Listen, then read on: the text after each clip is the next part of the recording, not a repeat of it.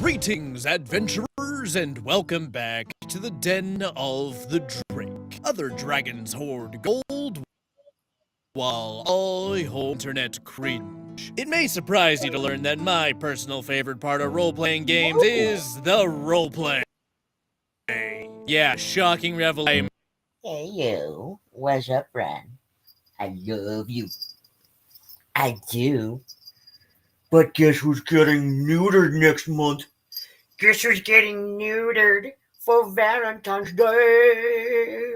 Oh yes, we're taking your balls away. Yes, we are. Yes, because you're an insane little fucker, aren't you? Yes, you are, Bran. I love you. I love you. You're my sweet little guy, and you've got these little beans on your toes. I don't know who put beans on your toes, but they're so cute. They're so cute. You got your cute little beans. You got your cute little beans. Am I being a bit much? Am I being a bit much, Brian? Am I? I know, probably. I love you.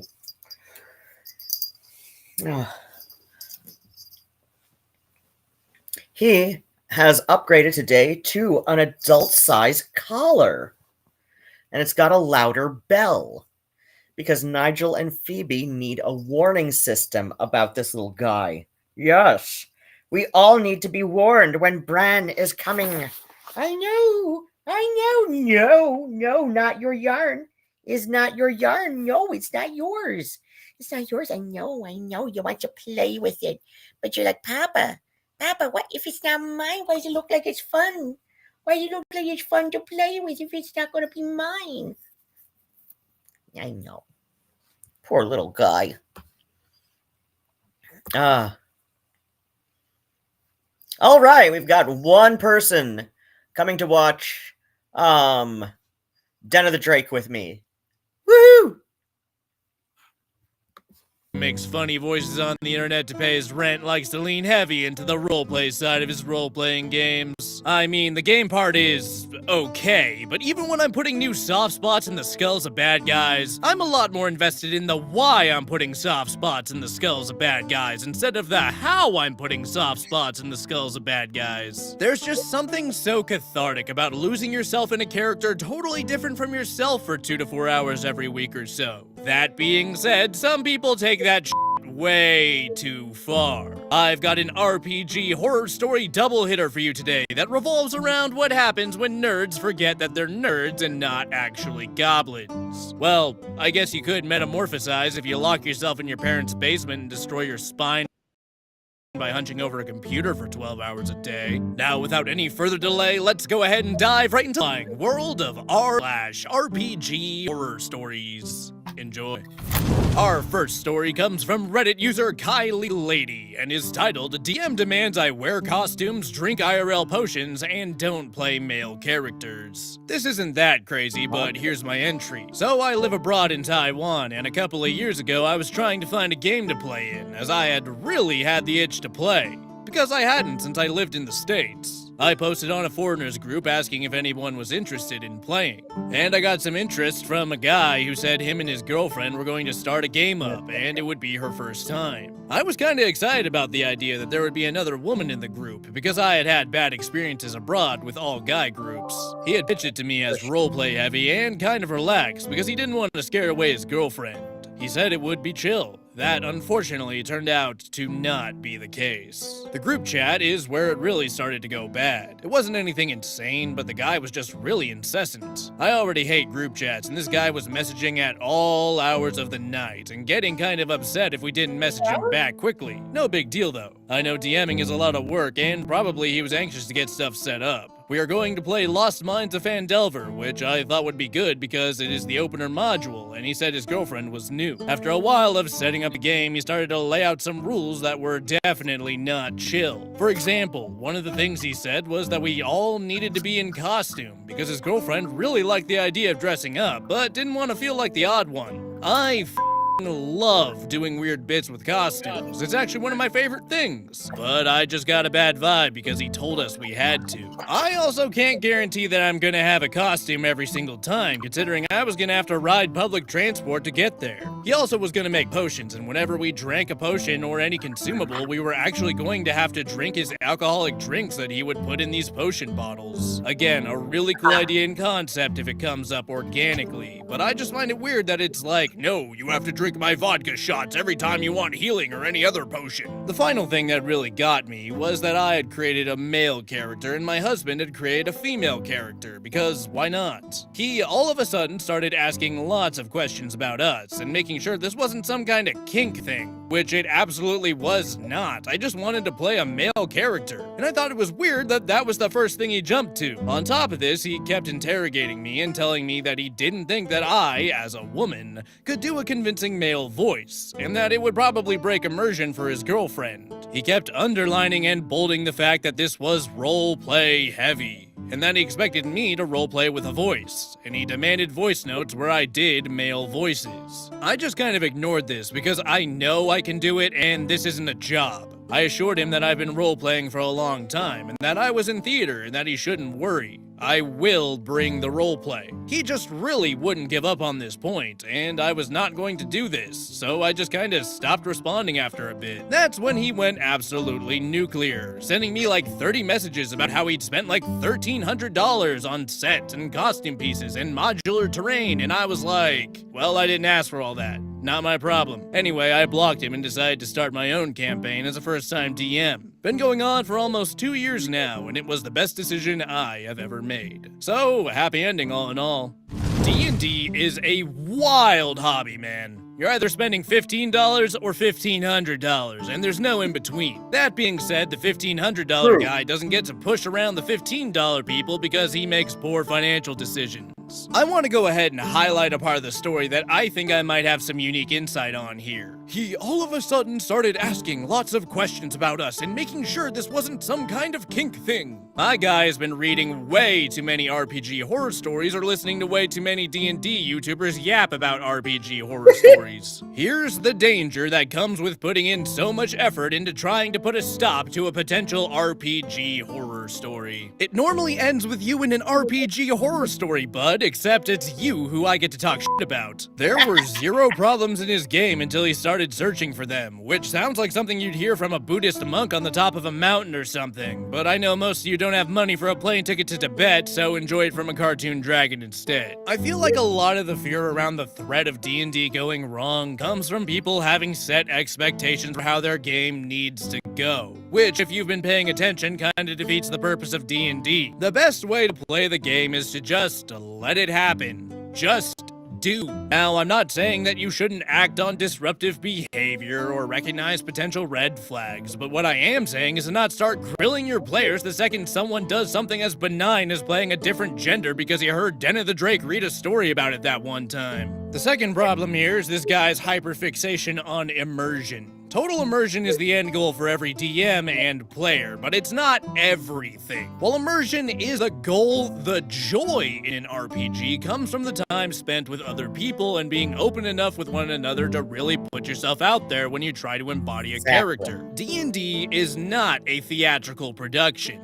And while I think I do have a half-decent singing voice, I am not trying to do Phantom of the Opera here. Also, I can't be the only one who doesn't buy the idea that this guy's girlfriend cares as much as he does about the game. If you're gonna be an obsessive maniac, at least own up to being an obsessive maniac. That's what I did, and I ended up with 100,000 subscribers.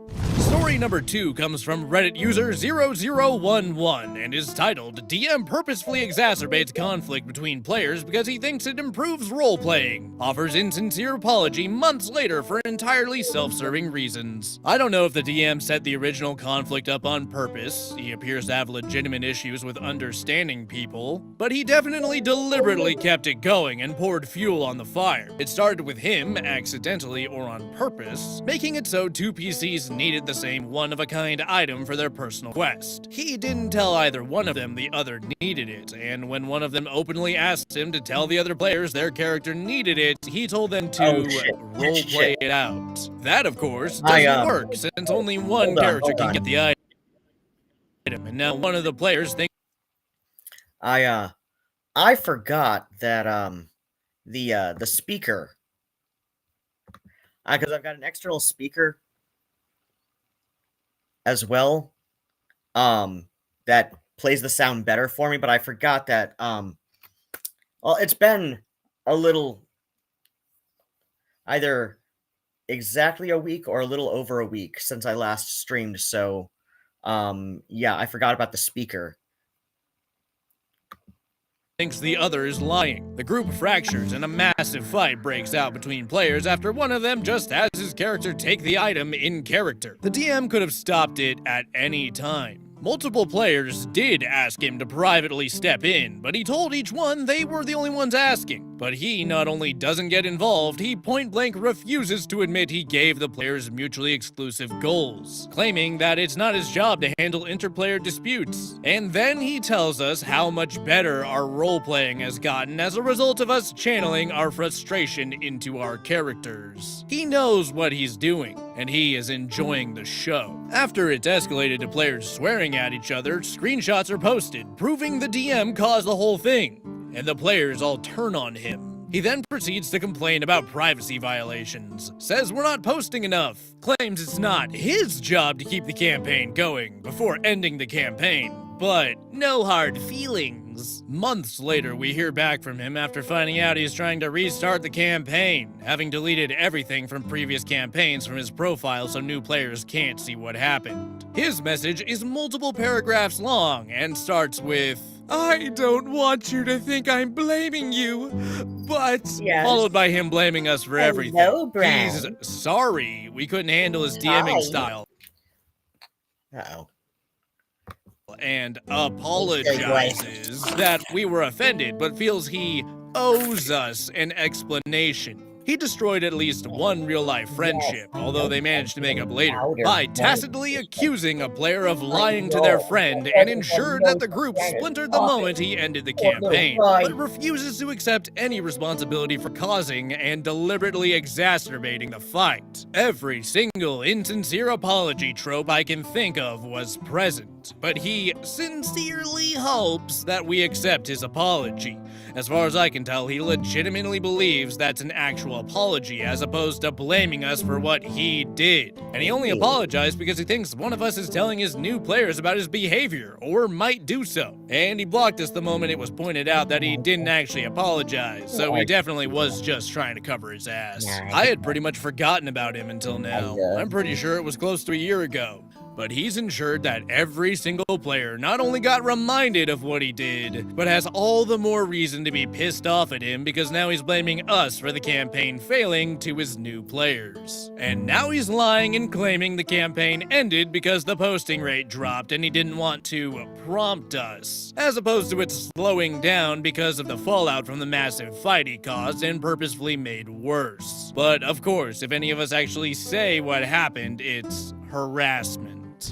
Normally I'd be giving the tried and true advice of don't solve out-of-game problems with in-game solutions, but this guy used an in-game problem to create an out-of-game problem and then used the out-of-game problem to create what he thought was an in-game solution. I don't know if I've been consuming too much brain rot, but that made my walnut brain hurt. I get the thought process of the DM here in the same way I understand the thought process of a photographer throwing sliced ham at a lion trying to get a better shot. Yeah, it might end up being kinda cool, but that doesn't change the fact that it's gonna be 9.9 times out of 10 really stupid. It's the goal of every DM to try and make their players feel something, but most of the time that something isn't mind-numbing levels of rage and frustration. D&D is not League of Legends, bud. Players do not choose to play it because they hate themselves. They play the game to have fun. And if your method of ensuring the players have fun is by making them miserable, then I don't know what to tell you other than your brain ain't firing on all cylinders. Speaking of your brain not firing on all cylinders, one of my personal pet peeves is the non-apology. Nothing shines a spotlight on a pathetically weak human being like the phrase, "I'm sorry you feel that way."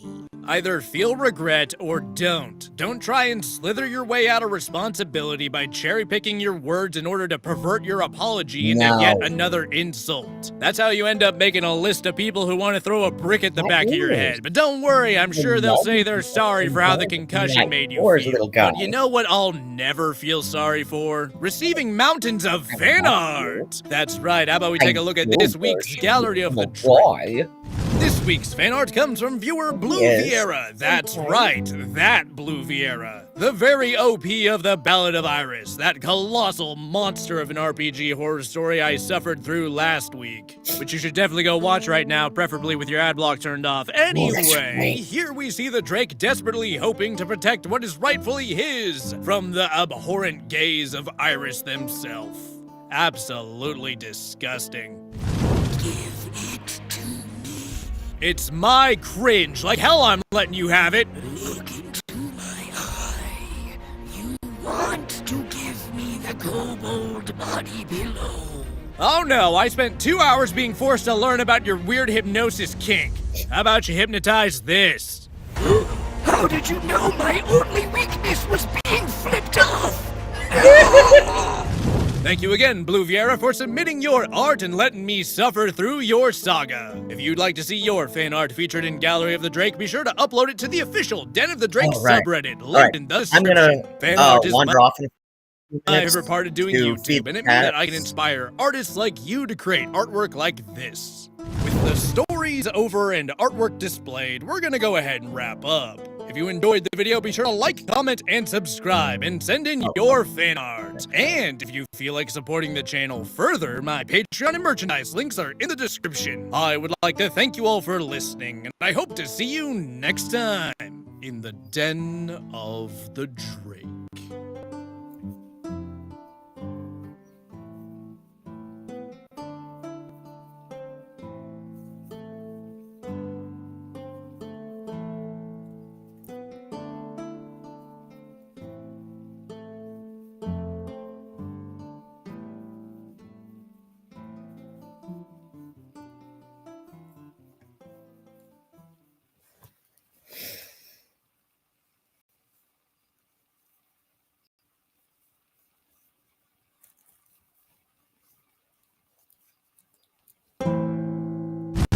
Greetings, adventurers, and welcome back to the Den of the Drake.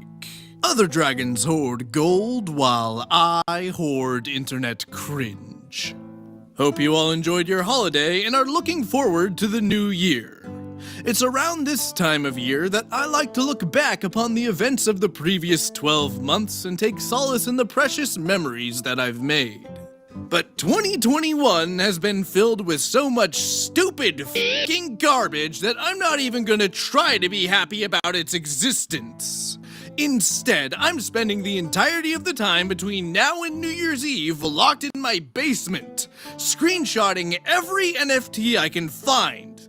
Because waiting out the fall of Western civilization by being a bitter little gremlin driven by pure spite is an appropriate way to bookend this god-awful year. It really is easy to lose yourself in the bitterness and absurdity that dominates modern society. But falling into a pit of loathing is for the weak-willed. And if you are a longtime viewer of the channel, you know that we prefer to laugh in the face of absurdity. So in order to end this year on a high note, I wanted to find a heartwarming tale for all of you to enjoy. Where did I find this wholesome tale, you may ask? Why, 4chan, of course! The story I have for you today is a 4chan classic, and one of my personal favorites to ever come from the site. Because of the nature of this story, this video is going to be pretty light on the commentary, but only because I want all of you to fully enjoy the epic tale of Oogie the Honorary Dwarf. Now, without any further delay, let's go ahead and dive right into this classic D&D green text. Enjoy. This story is titled, Oogie the Honorary Dwarf. Let me regale you with the tale of my party's beloved Oogie Honorary Dwarf.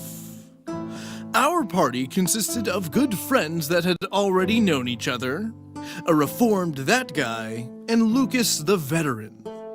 We had a pretty decent group consisting of a dwarf warrior, human paladin, human warlock, tiefling rogue, human mage, and myself playing a half-elf ranger. We were in the relatively early stages of an epic campaign, and had been greeted by a sudden surge of slightly stronger enemies. What made these enemies slightly sturdier?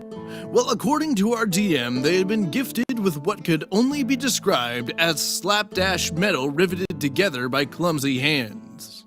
This led us to a few leads in town that culminated in hearing of an ogre that had taken up residence in an abandoned forge and had begun crafting rudimentary armor and weapons for the local minions. And of course, this led to our first quest. Kill the ogre, stop the attacks. After what felt like an hour of minion stomping and quest cruising, we found the forge and killed a few of the outlying minions to prevent an unwelcome intrusion with the upcoming boss fight. We prepared ourselves. No cleric, so we had to be especially careful with potion rations. Added some fun to the game. The tiefling snuck in and made sure that we could sneak up without any trouble, or annoying traps going off. She gave us the all clear and we shuffled inside, praying that our sneak checks held up. Once inside the large forge, we followed the sound of clanging metal and deep grunts. Lucas took the lead, preparing to call in a few favors from Bahamut, with Raj the dwarf following closely behind him.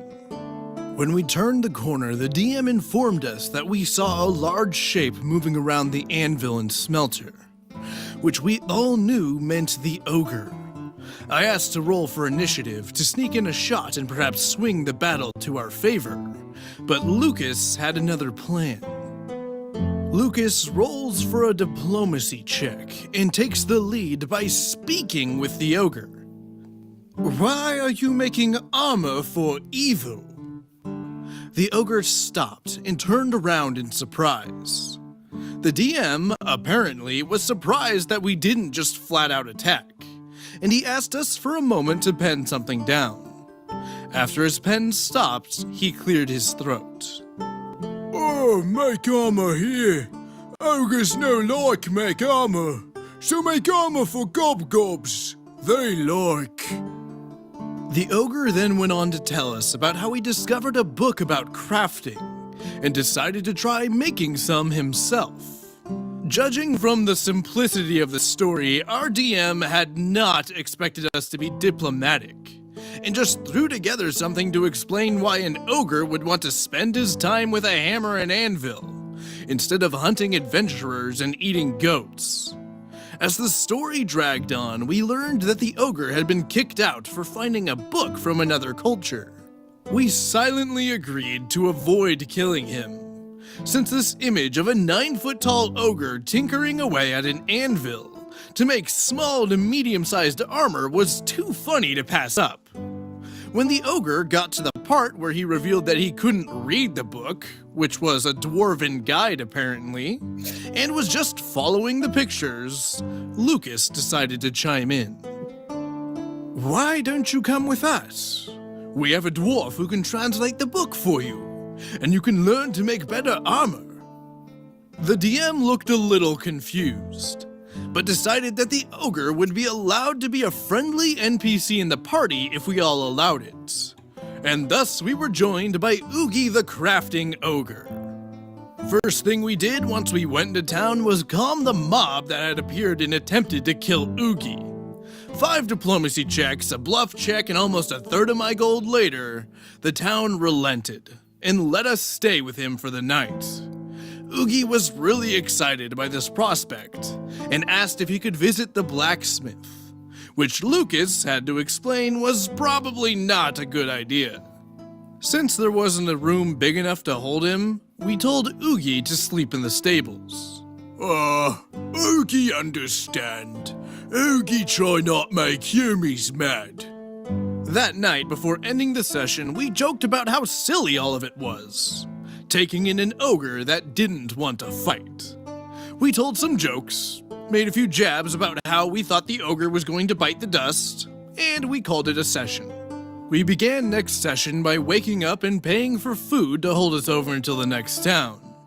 We left the inn, picking up Oogie from the stables on the way out. During the journey, Oogie kept bothering Raj the dwarf and asking about crafty smiths and clang tools. Now Raj is my dude bro that I've known for years. And even though this is obviously bothering him answering every question, he at least tries to be nice to the incessant pestering. In hindsight, this was probably our DM's attempt to leave Oogie behind, so he can get back to the focus. But we managed to persist and kept him with us all the way to the next town. This time, we decided that we cannot afford to argue Oogie into every town every time, and spend half our income. Being a ranger, I offer to set up camp just outside the town's borders, that we can keep Oogie and hunt for some pelts for extra income. Raj offers to stay in camp with me and Oogie, with Lucas heading into town for the temple, and the rogue, wizard, and warlock will search for quests. As we set up the tents, I ask if it's possible to use Oogie as a deterrent against mobs in the local area. The DM allows a roll, and with a 17 says that Oogie's natural musk alerts the other monsters in the area to stay away. Raj stayed behind as I picked off some local wildlife for our dinner.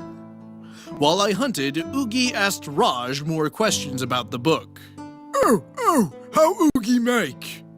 You can't. That needs a bar of iron and a forge.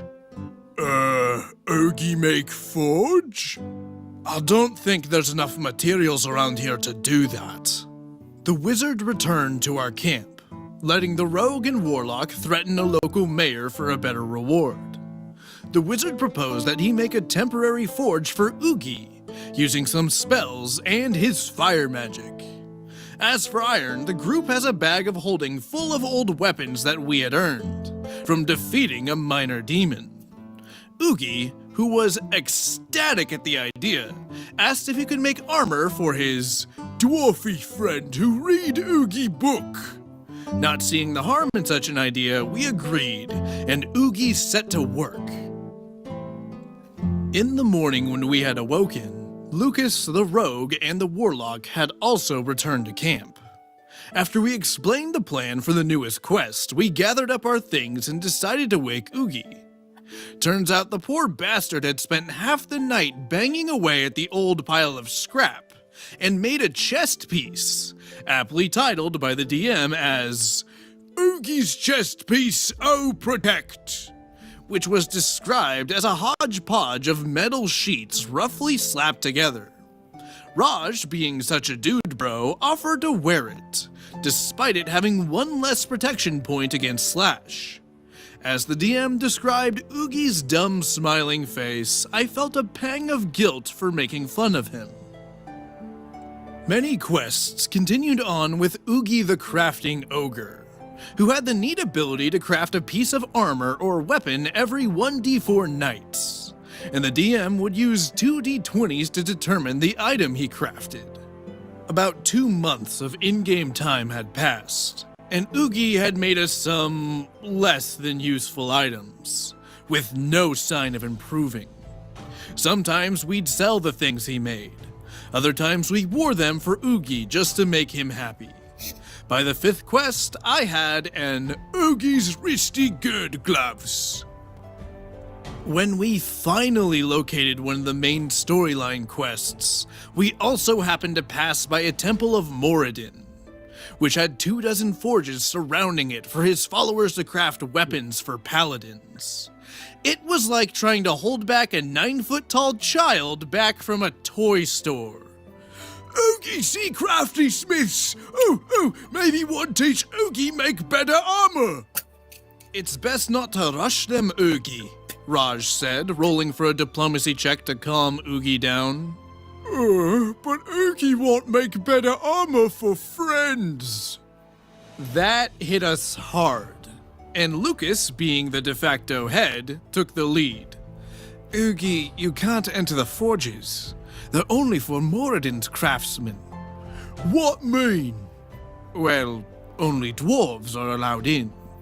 Oogie seemed a little confused, before whimpering like a hurt animal. We decided to drag him back to a tent outside town and let him calm down there, but not before he made the decision looking at all those forges. Oogie will become dwarf. The next few sessions were filled with a mix of heartache and heartwarming. Oogie tried extra hard to make better armor, and Raj now found a full-time hobby teaching Oogie to read dwarvish script. Every now and again, Oogie's efforts paid off, and his armor would be as good, if not slightly above what we were wearing. But it was still terribly built, and barely held together.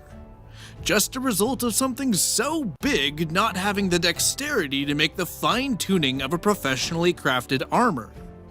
Every now and then, Oogie would ask the group, specifically Raj, how he was doing. Oogie dwarf now? I don't think so. Maybe if you try a bit harder. Oogie can do. Oogie seemed to become more and more determined every day, clanging away at his magic forge, combining what little scrap we found for him to throw together. He also began asking Lucas for help with contacting Moradin to become a dwarf. We tried doing what we could in our spare time, but we also had to focus on the BBEG of the setting, since we didn't want to derail the whole thing for our DM, who had been a pretty chill dude up to this point about the whole thing. We told Oogie that we had to fight a big bad guy, that we needed to focus on saving the world. Oogie seemed to understand, and asked for a little bit of metal, promising to stop asking if we got it for him. We relented and turned over the last pieces of metal for him in exchange for him helping us on the quests. The DM told us that Oogie is not designed for combat levels that we were at by this point, but he could help a little if we were careful. Worst case scenario, we pull him back. Lucas performs lay on hands, and we're good. We slowly uncovered a conspiracy that ties to an ancient forgotten god. One who was worshipped as the god of destruction and undoing. Pretty sweet stuff as we kept getting closer and closer. The armor from Oogie stopped showing up, but it was okay, we found other cheap armor. We made an effort to save pieces that Oogie had crafted for us, out of loyalty to our curious big crafty smith friend. Oogie never seemed to ask for metal anymore, but we heard him clanging away every night before we would fall asleep. The lessons continued, with Raj teaching Oogie more and more about Moradin, but he couldn't answer the most spiritual of them, only being a warrior who happened to be a dwarf. For the questions about the god's methods, Lucas was there to answer Oogie's questions. How Oogie talk to Moradin? You pray and ask for guidance. Moradin show Oogie how to make better armor? If he sees fit to, he shall guide you. How Oogie know? You won't, but you have to believe. Oogie believe.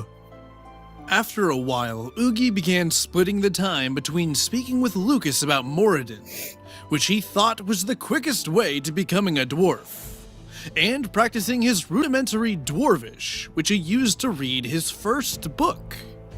he faded more and more into our group's project, a background character. We still cared for him, but we just couldn't afford to babysit him as we leveled up. He also insisted on having Lucas ask Moradin if he was a dwarf yet. Moradin make Oogie dwarf now? That is not my place to tell Oogie. Oogie pray, but Moradin not talking. Did Oogie do it wrong? It is not my place to tell, but I believe the gods work in mysterious ways. Oogie understand. Make better armor soon for friends. As we cleared out more and more dungeons, we started to realize that we had made a mistake dragging Oogie along. He just couldn't keep up to our leveling, and he couldn't get any useful perks. He started to become a hassle. By the time we were at the final stretch of the quest, facing the ancient cult summoning the god, we had a silent agreement to leave Oogie behind, lest he get hurt. We executed the play perfectly. The last town before the invasion, we told Oogie to stay with the Magic Forge and practice alone for a few days, and that we were going to get him more metal to work with. Oh, of course, the big lug agreed. And after casting a spell to keep the fires going for a week, we set out, Oogie clanging away happily. We didn't look back, but you can be damned sure we didn't leave with a smile. Only 2 hours into the dungeon, and we knew we had messed up. First off, we failed one too many sneaks and bluffs, and that meant the cultists had finished their mission in summoning the God of Undoing. He was essentially an Orcus without the secrecy. Pragmatic as hell, he immediately began to cast a bunch of seals and spells that trapped us in the room, and then debuffs to our armor to the point where it's unraveling back into scrap. Our warlock was protecting our wizard with a low-level demon. Our rogue was stealthily trying to pickpocket the dead cultists for anything that might help. Raj and Lucas led the attack, and I was firing a volley every chance I got, rolling for anything that might break this ungodly armor. We were using everything, and had ran out of potions. Lucas had no more lay-on-hands available thanks to a dozen cultists cutting off his prayers to Bahamut. It was only now that we regretted not having a cleric. The god approached Lucas and Raj, and without a hint of a monologue, proceeded to wreck their shit. He broke Raj's armor, shattering the divine shield Lucas was using, and then readied his next round of spells. And then the DM rolled for initiative. From behind me, a large metal sphere flew out and thumped the god. Not enough to hurt him, but it was a high enough roll to disrupt his spell. Oogie done craftin'. From behind us, standing in the large doorway, stood an ogre, clad in a terribly mismatched set of armor emblazoned with the hammer of Moradin on its chest piece. In his right hand, an enormous hammer the size of a stone column and made of the same dented metal. Suddenly, all the knights of clanging made sense. Oogie wanted to help, and we just thought he was a burden. Oogie charged forward, rolling a 17 on his first roll, and with the god suffering from stupefaction because of his entrance, landed his first hit. It was the most damaging hit we had done to the god, and it had been dealt by an ogre that was wearing what looked like the rejected arts and crafts project of a preschooler. We sat there for a moment in stunned silence as the DM described the armor and hammer he carried, calling it a crude mimicry of the holy hammers and suits of armor worn by the paladins of Moradin. You know hurt! Clang. Oogie's friends! Clang. No more! Clang. 3 hits, each one doing a little bit less than the last, but still doing something. During this affair, the rogue finally hit a natural 20 and found the cultist leader's emergency reagents to shut down the whole spell on his corpse. She rolled for the toss to Lucas, who had enough armor to take another hit if he needed to get close. Oogie roared and attempted a grapple, using his natural modifiers to hold him, a god of destruction, for a brief moment. Oogie Paladin now too! Help Moradin! Help Lucas! Like a real dwarf! We felt a pang of guilt. We had left this guy behind so he couldn't bother us with his quest of becoming a dwarf. But here he was, wearing that stupid smile, wearing that stupid armor, and pulling that stupid move. Lucas sighed heavily, and we all rolled for our respective abilities. There was a brief moment where we thought that we had this thing down, until Lucas and our warlock stopped and realized the flaw in the plan. Oogie still isn't a high level. With that, our turn ended, and the DM rolled for the god's attack versus Oogie's grapple. I wish I could say that Oogie had a natural 20. I wish I could say that his modifier gave him just enough to hold the god down, but I can't. The god rolled 14. Oogie rolled a 5. The DM then informed us that not only did the god break the grapple, but now had stunned Oogie long enough to cast a spell of destruction, point blank at Oogie's chest. As I had said before, very rarely did Oogie craft armor that matched the level stats of the armor we bought in town. He was wearing armor that was almost 2 levels below his current level, and his current level was lower than any of us. Oogie collapsed in a heap, and the god turned to face us. For those that don't know, our warlock was once a that guy. He had a major falling out with the DM and Lucas, and reformed himself. He never got along with Lucas, but he was willing to not be a jerk as long as Lucas didn't call him out on stuff again. This was the only time that I saw our warlock look across the table and ask Lucas for help. I need a favor, and I need it now. Lucas moved to cover the warlock, who charged forward with a series of demons in tow. Our warlock may have been a jerk, but he was a jerk with a good amount of demons to call for favors. He called every single one of them in.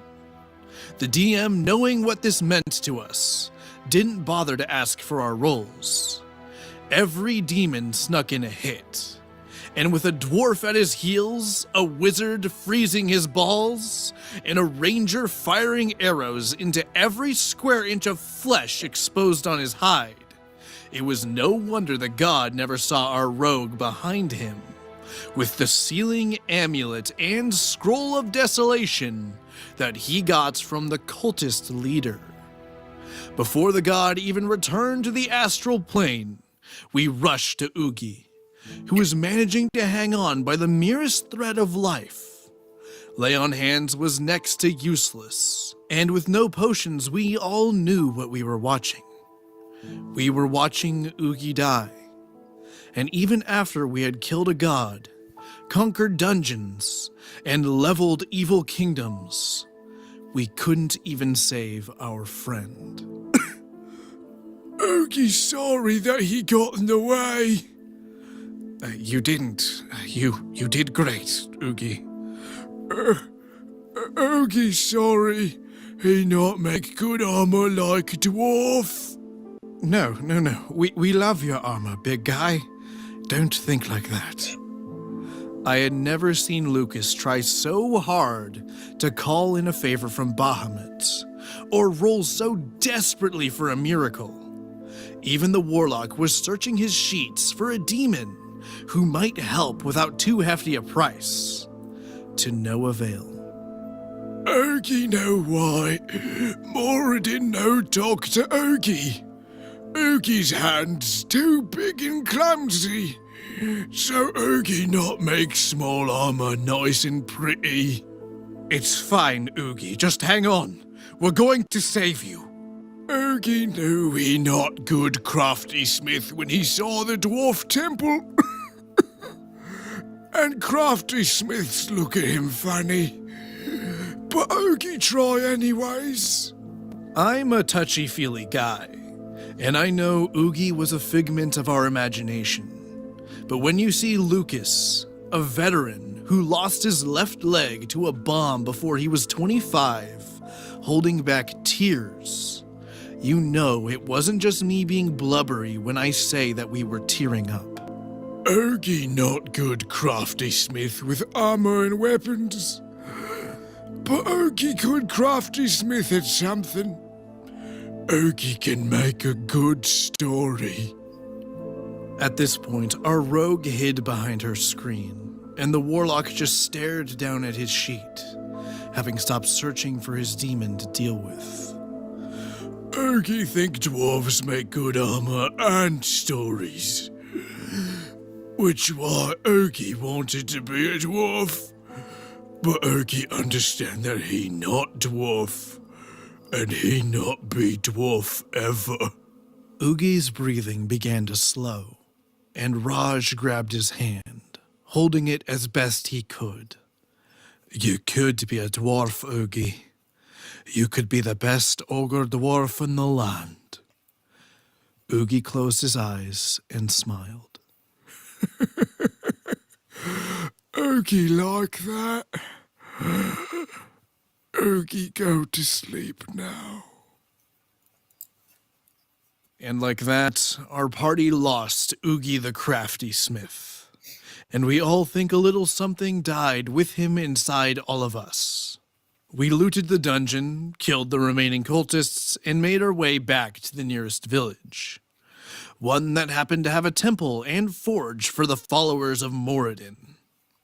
When we entered the town, we all took notice that the forges were louder than ever, and half the town seemed to be gathered around the temple. Naturally curious, we moved closer. At first, we were rolling to push through, until Lucas used a favor from Bahamut to project a holy shout and clear the path. We got closer and closer to the entrance, and we saw more and more dwarves, some wearing the emblem of Moradin, other in the attire of his sacred blacksmiths. As we reached the entrance, knowing we weren't allowed in, we asked a priest if he could tell us what all the fuss was. The priest asked us if we had been involved with the destruction of a god of undoing. Of course we were, so he led us inside. Deep inside the mountain, past the pillars, and past the gorgeously carved hallways and stone arches, and into the deepest parts of the forge's sanctums. We witnessed dozens of dwarves mill around, throwing around orders and commands in ancient dwarvish. The priest pointed to what had been causing the ruckus. We received a divine word that Moradin, the creator, has ordered a statue to be erected to honor the fall of the god.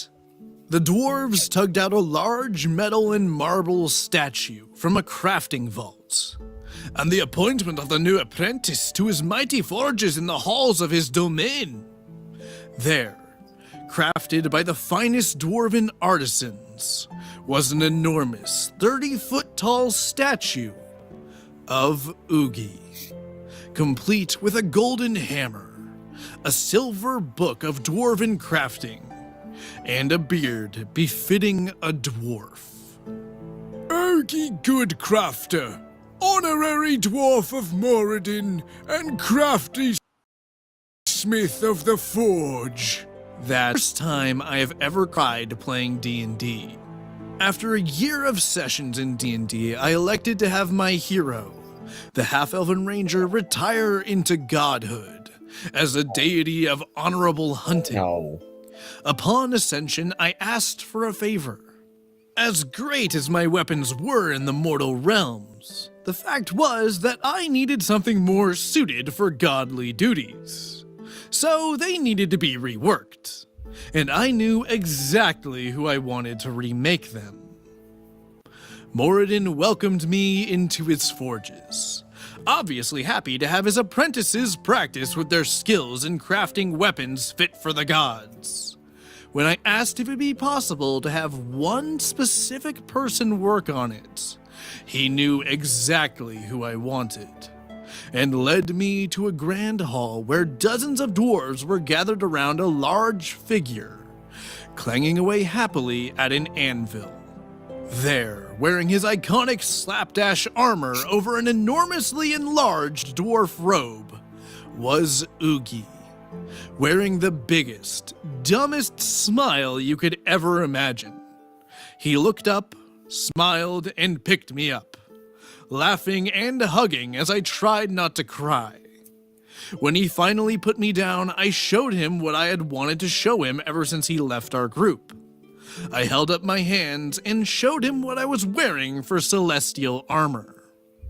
There, on my hands, were Oogie's wristy gird gloves, battered from years of use and adventures, and raised to the level of a god's armor. And that, TG, is the story of Oogie the Honorary Dwarf, and Crafty Smith of the Forge. End of story. And that was Oogie the Honorary Dwarf.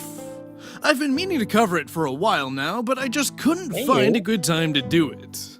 But I figured that now was a pretty good time to do my own rendition of this legendary story, because I think that its message is quite relevant to all of us as we enter a new year. As corny as it sounds, life is what you make it. So go out there and do what makes you happy, regardless of what anyone else says. Now before we go, let's take a look at this week's Gallery of the Drake. The honor of being the final Gallery of the Drake piece of 2021 goes to viewer Hybart. Drumroll please. Here it is, the final art piece of 2021. It's Motherfucker. Are you shitting me? I started this fan art segment to showcase the talented individuals in this community, and this is what I get? This is the culmination of a year's worth of effort? Motherfucking femboy Drake. That's it. I quit. No more YouTube. Goodbye, everyone. I'll see you all in hell. Okay, real talk, I actually love this piece. And I chose it specifically to be the bookend for this year, because I know it was made by a huge fan of the channel. I mean, look at all these callbacks. We got an anti-DMPC sign, all of the crystal gems, catgirl ears, featuring Dante from the Devil May Cry series, Shadow the Hedgehog, a blood red katana, a furry pelt, a correctly gendered fawn miniature, a loaded D20, Reddit itself, and the Den of the Drake staple, tax evasion. And yes, even I have to admit to the fact that I look adorable. Thank you again, Hybart, for submitting your art. Thanks. If you want to see your It's not artwork yours. featured in Gallery of the Drake, be sure to send it to the email in my About section. Fan art is my favorite part of being a YouTuber. No. And it means the world to me that I can No. inspire artists Not like you yours. to create artwork like yours, this. little baby brand. No. And thus concludes the first year of Den of the Drake. What? I would like to thank each and every one of you for helping the channel get to where it is today. It's been an awesome ride, and I'm looking forward to another year of cringe. And who knows, maybe next year I'll finally get that play button. I would like to thank you all for listening, and I hope to see you next time Really little in guy. the Den of the Drake. I know. Silly boy.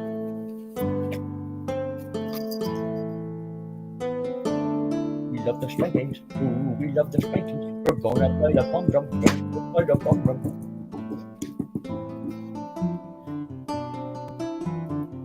Bran is one of the cats who loves some spankings. He kind of digs it with an empty soda bottle. Greetings, adventurers, and welcome back to the Den of Drake. Other dragons hoard gold while I hoard Okay. Internet cringe. Okay, so do the give the cats their oh hey Trash Panda. Sorry, oh shit, that was you got in like 10-12 minutes ago. Okay, sorry, I'm just I don't know, it's just chill tonight. I don't know. I have like no real ideas what to talk about. I was super late because it is, even though it's like in the 30s while I was out getting some groceries, including a brand new bag of kibble for the cats, including this little guy who cannot have grains, like even worse than Phoebe can't have grains. I also had to get him a new collar, an adult size collar. It's like adjusted to the smallest size right now, but it's got an extra loud bell for Nigel and Phoebe because he is still an unneutered guy. I know you've still got your testicles, but we're gonna make them go away in a few weeks, aren't we? Yes, we are. You're gonna be a little neutered guy. Yes, you are. Gonna be a little neutered guy. Yes. Anyway, I had to go get cat food and pick up a couple other groceries, and then I got on the wrong bus getting back because it was windy. It was so windy that, like, even though it was a little above freezing while I was out, it was, definitely below freezing, waiting for the bus. So I literally did not pay attention to which one I was getting on. And that's why it's so freaking late. But look, the tower of grocery bags has been processed into one for Walgreens. I mean, not all of them. I've got a few odd ones that and these are ones from Target. And then Five Below, Joanne,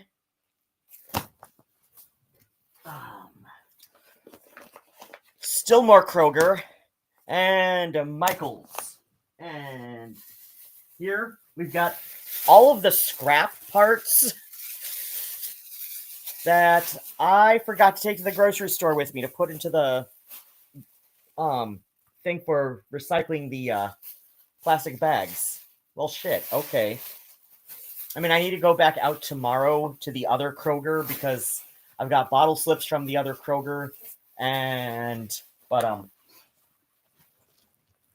but yeah, and I've got like a few like single bags left unprocessed, but I like to keep them separated by store because the oh shit, yeah, and more ones from Meijer.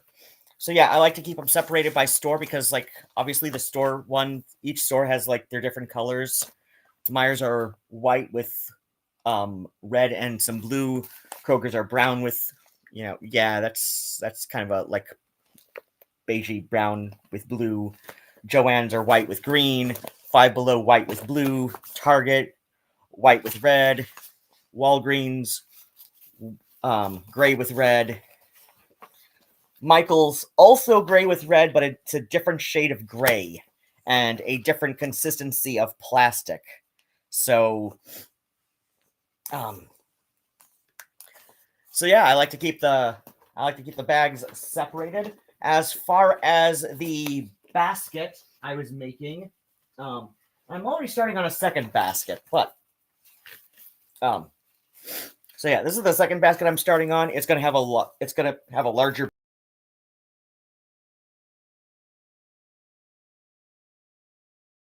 now, an assortment of scissors, little like hand looms, and stuff like the little pom-pom winder, and here we've got the tassel frames. All right.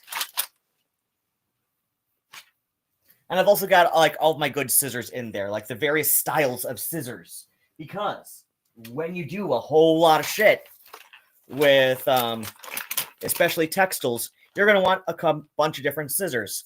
these are just like old kitchen shears that have been long since demoted. Yeah, like they're even, yeah, it says like gourmet traditions on the button in the center. We've got the bottle opener part. So yeah, like these have long been like demoted to, I don't know, like assorted stuff that I don't need great scissors for. Like, I don't know. Then we've got pinking shears.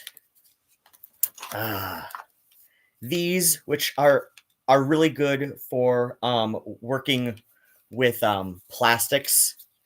So these are the ones. These are the default. These are the ones that I default to when I'm cutting up bags and shit. We've got my good Westcott titanium. My OK Singer. Fisker's Razor Edge, which I don't know why I have these. I don't use them as much as I use these ones or the West brand. Young sir, please do not. This is not yours. Oh yeah. Oh, and then my good Westcott knife edge dressmaker shears. Oh, and I've got a brooch in here. Okay. Well, I know how this landed in here. Never mind. And then we just got like random. I actually think I found these on the way to a bus stop one time, like years ago. And we've got a loose Kroger strip. So yeah, like I know some people will like wind up. It will like loop together all of their Plarn loops for like after processing the plastic bags, but and then just like loop them all together and wind them up. But I've noticed, I don't know, like because I don't know, part of it is just because of the way that I kind of like to do things. I don't know. I don't like to add to the outside of a ball when I've got when I started doing this, like I would loop them all together right away and then like wind them up into a ball. But I don't like adding to the outside of the ball because that is like, I don't know, it's like it just like keeps the inner loops of the ball just like kind of like all together, right? So it's like when I get new bags. So but anyway, like it's easier to store them this way, right? Like we can just like put the things all like flat like this and put it in my little sideboard table right there.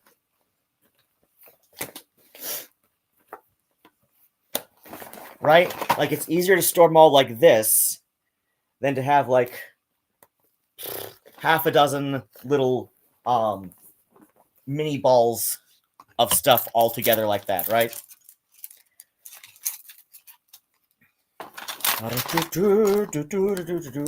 So yeah, this other bigger basket that I'm making with Meyer bags is this is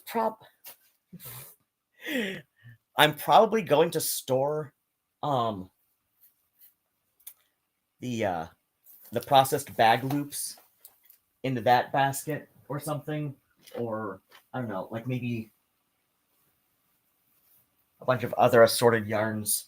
Yeah, I still got this one here, but this was, I forget what the hell I had this big ass Target bag. I forget what the hell kind of shopping excursion this was from. But it's a different consistency of plastic than the other Target bags. In addition to being much, much bigger, right? So it's like, it won't go really well if I add it to the little storage bag of loops, right? So I think I'm just gonna like put some trash in it while I tidy up in here over the next few days.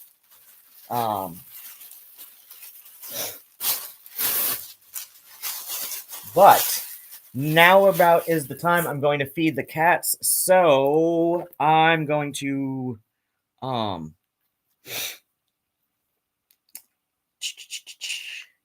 play something for you all on off my Bandcamp.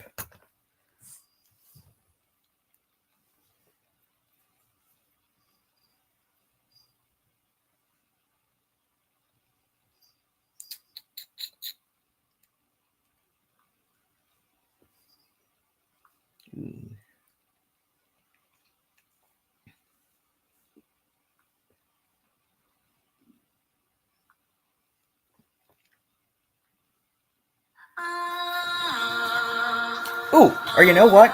Let me see if I can pull up the band from my t-shirt today. So, Amaranth are a Michigan local Gothic rock band.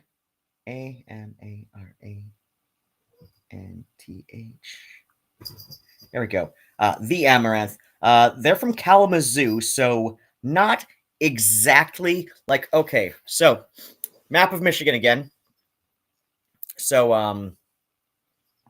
Ann Arbor, Ypsilanti is hereabouts. So like Metro Detroit, like Detroit is like here, right? And then Windsor comes down here, right? So it's like it's less than half a mile, between Detroit and Windsor, right? And like there's the strait right there, right? So like Detroit's here now. Ann Arbor, Ypsilanti is hereabouts. So Kalamazoo is kind of hereabouts. So it's a good like 45-minute drive. Like a bit further outside the Metro Detroit area, but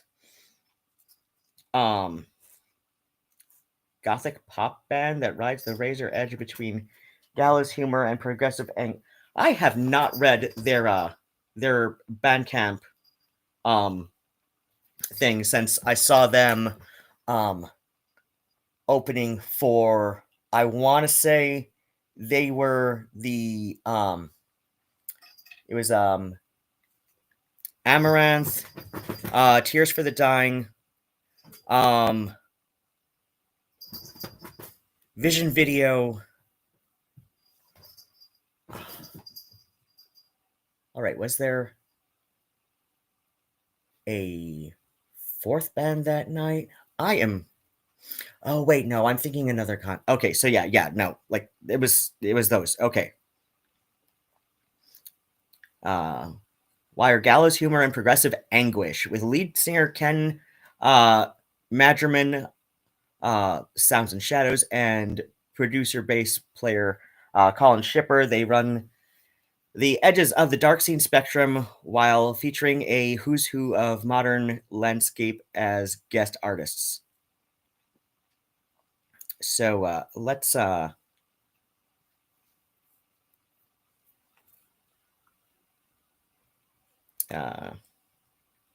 know how long it takes me to feed the cats. I'm going to play more than like a single. Okay, here we go. Here's a full album.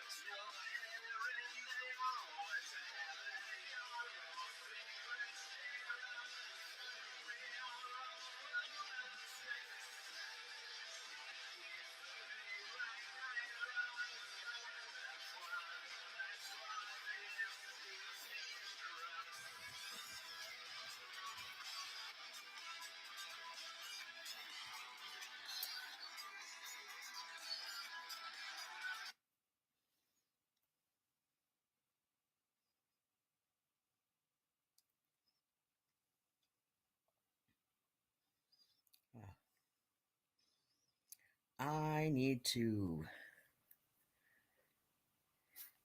get my thumb out of my ass and buy more of their music. In fact, like oh gosh, I feel kind of bad because like when I went to Smalls and I saw the Amaranth from Kalamazoo opening for yeah, that was with Tears for the Dying and Vision Video. The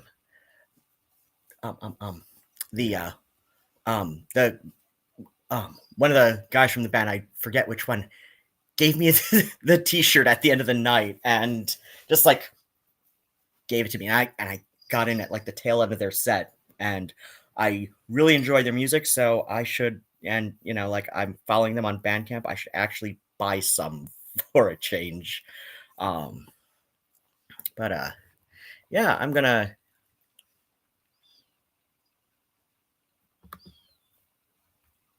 So, it's become a bit of a meme on my channel how much I hate DMPCs. For those of you unaware, the term DMPC stands for Dungeon Master. Oh, I've also got a timer set because I'm making soup, so I'm gonna get up in about 15 minutes to check on my soup. Hopefully it's fine and I don't burn it like I did a couple nights ago when I made some soup and forgot to set the timer. Player character. Essentially, it's when the DM can't figure out which flavor of pie they want to eat, so they just shove both into their disgusting face at the same time, effectively ruining what could have been great on its own, but disgusting when consumed simultaneously. I genuinely think that there is no faster way to make everyone at your table hate the story you're telling than by dropping an unwanted DMPC in the party with them. Wait, do you all hear that? That's the sound of dozens of tiny fingers clacking away at their keyboards, typing up the story about how their half-demon, half-dragon, furry, warlock, rogue, multi-class DMPC is beloved by their party. How about you don't? But I do have a confession to make. I suppose, theoretically, a DMPC can be done right. But it's also theoretically possible to bite off your own fingers as easy as it is to bite into a carrot. Just because it's theoretically possible doesn't mean you should do it.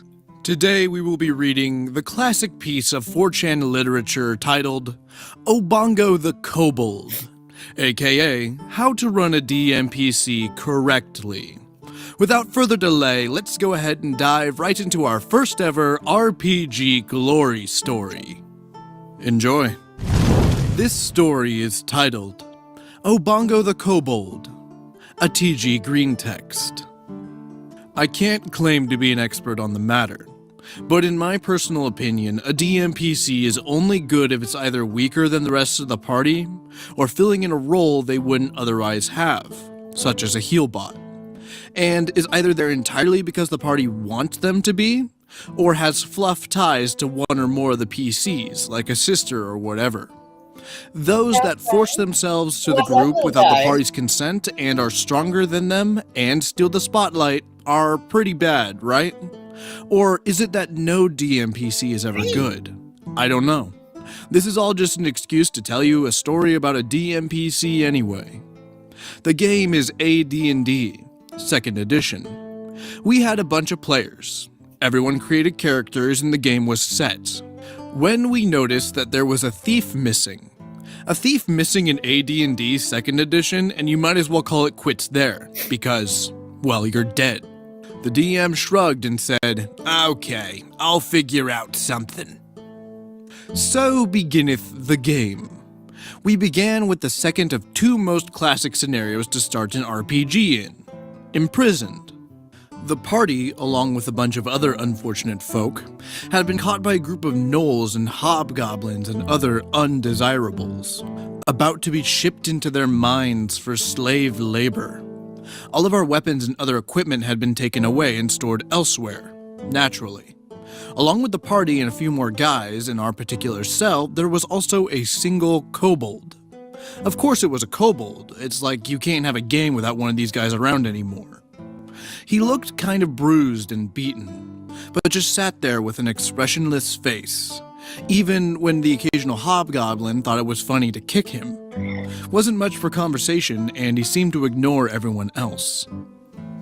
Once the escape plan struck up and we managed to get out of the cell, he too went straight into action. He followed the party to a wagon full of equipment, and as they picked up their swords and spellbooks and other shit, he rummaged through until he found a rusty old dagger, before turning around to help us against the oncoming enemy horde. While the party fighters and the dwarf with their big weapons drew most of the attention, he took the opportunity to flank stab them, and managed to pull his own weight while still being much less useful than the PCs. And after the battle, when the rest of the captives had spread out and fled into the night, the kobold followed the party, for reasons none of them could understand. Side note, every enemy we killed was wearing a collar with a single glowing rune on it. The rune would fade away when its wearer died. Me, the party wizard, couldn't understand shit, especially since I didn't have an identify spell handy. Anyway, we headed east to avoid the main force of the villains, looking for clues of what they were all about, where they came from, and how to destroy them. The kobold would keep on hanging out with us, and we figured that since he was useful and didn't get in the way, we might as well let him. He didn't speak at all, even to say his name, so the fighter of the group just named him Obongo, which he didn't seem to mind much either. It was always a bit unclear if Obongo could understand us at all. Any questions, requests, orders, or whatever were met with a short blank stare, after which he always just went on doing his own thing. But sometimes it was the thing we asked him to do, which made it ambiguous. Regardless, it was always beneficial to the rest of the party. He would carry our things for us, take watches at night, cook for us, surprisingly well, and of course, do all the thieving stuff. Whenever we had to break and enter, he had a lockpick ready, and I don't remember him ever failing to open a door for us. During dungeon crawls for magic artifacts and clues, he was in front to deal with traps and stuff, something he also managed pretty well. Occasionally he would disappear somewhere, only to turn up moments later when the party was ambushed, as an ogre fell down to its belly right when it was about to smash the wizard to mush, with Obongo standing behind it, a bloody dagger in his hand. Once, a plot item was taken from us, when a bunch of villains were waiting for us right outside the dungeon, leaving us with little choice but to hand it over. But as soon as they left, Obongo opened his palm, and there it was, him having apparently nicked it from the gnoll's pocket when its back was turned. One steel door on our way, barred, was opened when the little kobold climbed up through a small window, disappeared inside the building, and moments later the door was opened, with a few guards inside already dead. Okay, I'm gonna go ahead and interject here real quick with my thoughts. So, whenever I complain about DMPCs on the channel, there's always at least a handful of people in the comment section that are like, you're confusing a DMPC with a Mary Sue. Well, I'm not confusing a DMPC with a Mary Sue, I know they're Mary Sues. It's not like the DM does it on purpose. You see, by the very nature of a DMPC, it's going to have access to knowledge that the rest of the party doesn't. Things like enemy weaknesses, things like traps, character motivations, character backstories, all that crap. And a lot like in real life, in D&D, knowledge is power. And it takes an awful lot of focus on the DM. No, the DM is going to have all of that knowledge. The character should not have that knowledge. So it takes a really, really skilled DM to pull off a DMPC without it becoming a Mary Sue. So, I mean, like what Drake is saying here is only about half right. Because, like I said, yes, the DM, acting as the DM, has all of that knowledge that the other player characters don't. But the DMPC should not have that knowledge, unless it's appropriate to their background story, right? But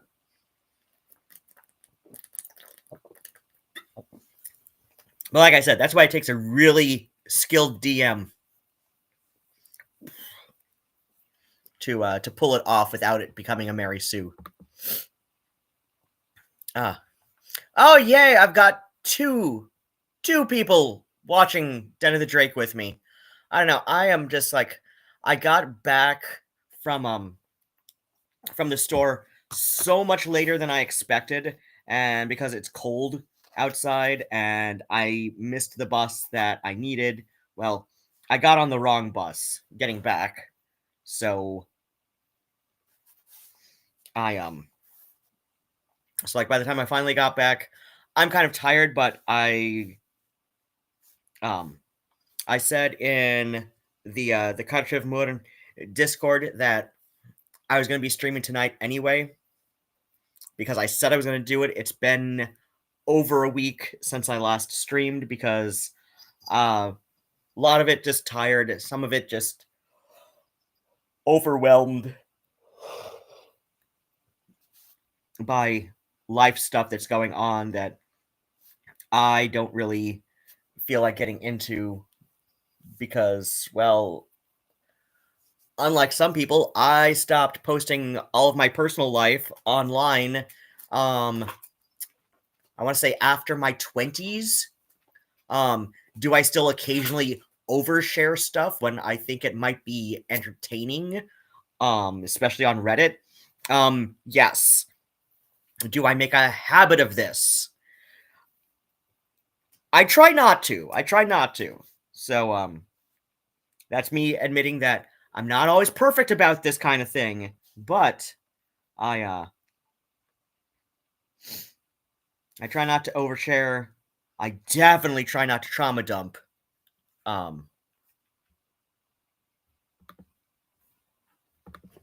Part to ensure that the character, which I mean they already have an emotional attachment to, doesn't use that knowledge for its own benefit, even on like a subconscious level. They just do it by accident. In order to make a DMPC work and not use the knowledge that a DM inherently has, it takes an awful lot of focus and an awful lot of writing.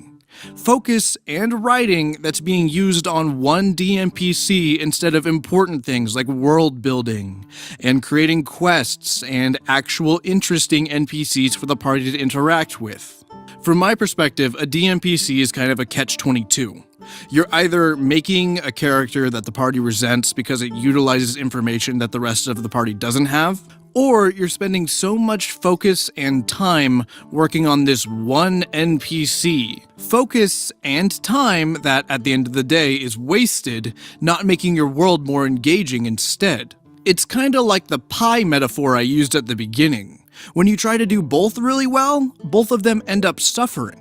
So either be a DM or be a PC. I don't know, I'm just not sold on it yet. But who knows, maybe Obongo will warm my cold dead heart. Aside from these things, he would leave the actual plot advancement stuff to the party. He would always remain quiet and behind the group as they discussed plans of the villains, and how these guys needed to die and so forth. It slowly became apparent that they were led by a powerful sorcerer, very possibly a lich, and we would have to learn everything we could before we'd be ready to face him. Still, even though the group had had their personal agendas against the villains, their armies had burned down our hometowns after all, we were also getting rather more interested about this one kobold the DM had apparently pulled right out of his ass at the beginning of the game so that there was someone to deal with traps and shit. The fact that he never spoke or did any sort of interaction whatsoever, that he had this blank expression on him at all times, and that we had no bloody clue why he was even following us, just made him all the more mysterious and intriguing. Then, after months of adventuring, gathering experience and power, and interviewing powerful wizards and scholars about the villains, we finally thought ourselves to be ready, and headed north towards where the invasion had begun. And that's when things started to get weird. We started to find more signs of warfare, recently burned and pillaged city ruins, battlefields full of corpses being gnawed on by crows and so forth. There were also survivors and refugees, who told stories of how enemy force mercilessly destroyed everything in their path, and burned what they couldn't loot, killed the children and others that couldn't work, and dragged the rest to their mines or as sword fodder or other stuff like that. All that sort of shit made so that the players could hate the big bad evil guy, and it did work. The weird part started when one of the survivors told us a different story. He had been a guard in a castle where the general was found brutally murdered. There was an occasional bloody corpse here and there. A maid had screamed about monsters just before she had died. And finally, when the enemy force had arrived, the gates had been opened and the portcullis lowered, with men guarding them dead. The monsters had been allowed in, and he had only barely escaped with his life. He also told us how he had heard someone mention something about a creature in the shadows, small and vaguely reptilian, from whom he had only barely fled. Obongo was nowhere to be seen during this discussion. This really piqued our curiosity, so we asked any other survivors about similar tales, and found out more stuff of the sort, of a sneaky spy or whatnot showing up some days before the main army, crippling the defenders from within. An actual witness told us that yes, it was unmistakably a kobold. This led to us to finally conclude that Obongo once worked with the enemy, though he obviously remained quiet and unreactive.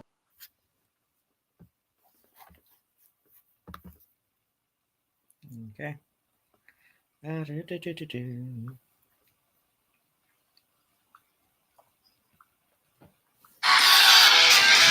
Be right back.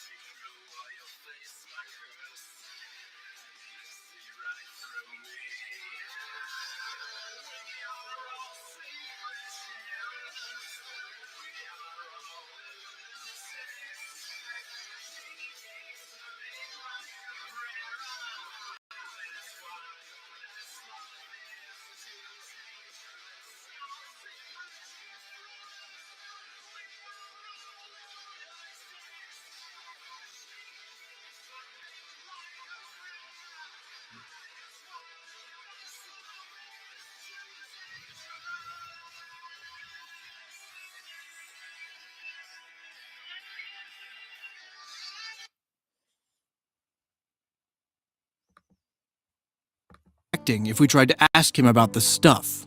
Apparently, he had deserted at one point, which ended with us finding him in the same cell with us.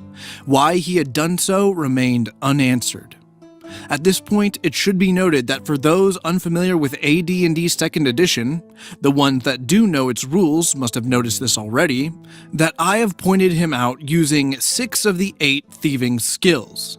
Pickpockets, open locks, find traps, move silently and hide in shadows, and climb walls, with a comfortable level of proficiency, something only a quite high-level character could do. The rest of the party had started on first level, indicating that Obongo was in fact rather more experienced and competent than the rest of the group, even if he kept it to himself. Weirder still, as we headed closer to the enemy strongholds, the witness reports started to change. There had been just one monster in the earlier stories, which had chronologically happened later. We were sort of hearing this in the backwards order, but now it changed to feature more than one, with someone witnessing a group of no less than 3 kobolds working in unison. Then the 3 was 5. Someone witnessed one being killed by a lucky guard's spear, which then quickly turned to unluck when the remaining 4 descended upon him with daggers. Then the 5 became 8. During each story, as we got further to the source, the amount of kobolds increased, but their individual competence was similarly reduced. The single kobold in the first stories we had heard, deduced to have been Obongo, had been a terrifying creature lurking in the darkness. But in the later ones, when there had been more than one of them, they seemed rather less so. Eventually the number of kobolds crept into the dozens, then hundreds. By this point they had been nothing but cannon fodder, the survivors telling the tale being actually pretty fond of fighting them, when compared to something like a gnoll or an ogre at least. Kind of the inverse ninja law, or possibly alien/aliens thingy. Or maybe survival of the fittest, with the large bunch of kobolds gradually being whittled down until only the toughest, most competent, and the most badass were left, and then continued to do so until even out of those only one remained. That one was Obongo. These stories were the only things that gave him any plot relevance or spotlight whatsoever. And though it may not sound like it, they were also relatively minor in the grand scheme of things. We would hear bits and pieces of them among much larger tales about dragon attacks, and great war stories and how to deal with the Lich and other shit. We also had a rather riveting discussion with an ancient gold dragon. One that was unable to actually strike against the enemy because she was busy guarding her own eggs. But she did tell us some things about the enemy, especially the Lich, and how to destroy him for good.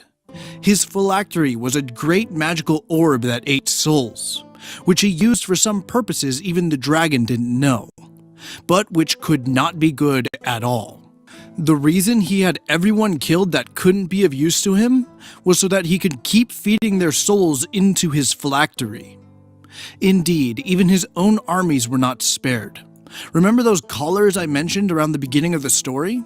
If you don't remember, just scroll up, it's no big deal. These were what was given to everyone working for him, whether in the army or in the mines. As soon as they died, it would trigger, and their soul would fly all the way to the Lich's tower and join all the other damned in his orb. Naturally, trying to desert or remove the collar ended in the same results. Obongo was alive though, and didn't have a collar. This was puzzling. At some point we even concluded that he was an enemy spy sent to gather information about us, a high-ranking enough henchman that he didn't even need a collar, and his soul would be spared. It made us a bit doubtful of him for a while, but if he cared about that at all, he naturally didn't show any signs. For a short time as such, we suspected Obongo as a spy or a traitor, but that ended in a succession of 2 events. The first was when we had to rescue the king of the First Nation that had fallen to the enemy forces. We had been put down to the mines along with the rest of them, where we would dig up metals that would be used to forge swords. Unfortunately, upon finding him, we discovered that he, along with all the other miners, was wearing one of these collars, and we had no idea how to remove it without resulting in the poor guy's death. Obongo stepped forward and fiddled with the thing for a while. He actually stopped at one point, as if to show that this shit could be dangerous. But with the party and the king's consent, he moved on. I was told later that what he did was to disarm a trap and to pick a lock, both of them magical. Again, I needn't tell for anyone familiar with AD&D 2nd Edition that all the chances to deal with magical traps and locks are halved. He succeeded on both, albeit apparently with some difficulty, and the king was escorted out and back to his family and armies.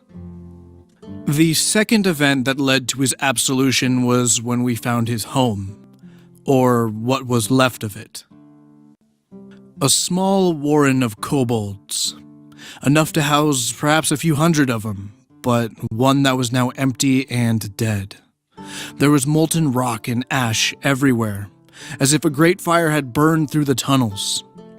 And we found many blackened skeletons, very small, huddled in one place. The bodies of adult kobolds were very few, indicating that they were dragged away to an unknown fate. Obongo's face was blank as always. Even now, he didn't speak a single word, but we could all tell what had happened pretty well, and we decided that nope, this would not stand. None of us had been particularly fond of kobolds before this campaign anyway. We continued on with a newfound determination. Ever since we had heard of the orb and the collars, we had decided to kill the enemy only in self-defense. But we were pretty sure that their souls would be freed upon the destruction of the phylactery anyway. After some more adventures and shenanigans, we finally found our way to the tower. Obongo disappeared over the wall, and the doors were opened to us. Many guards were found dead, many traps disarmed, but the kobold himself was nowhere to be seen. We could spot some small vents in the sort, enough for him to move around, but not the rest of us. It's probably how he bypassed all the puzzles and riddles and the other standard adventuring we had to put up with. We eventually reached the throne room and found the Lich, as well as some of his trusted honor guard, and Obongo, lying on the ground, dead as a stone, with half the flesh burned from his bones.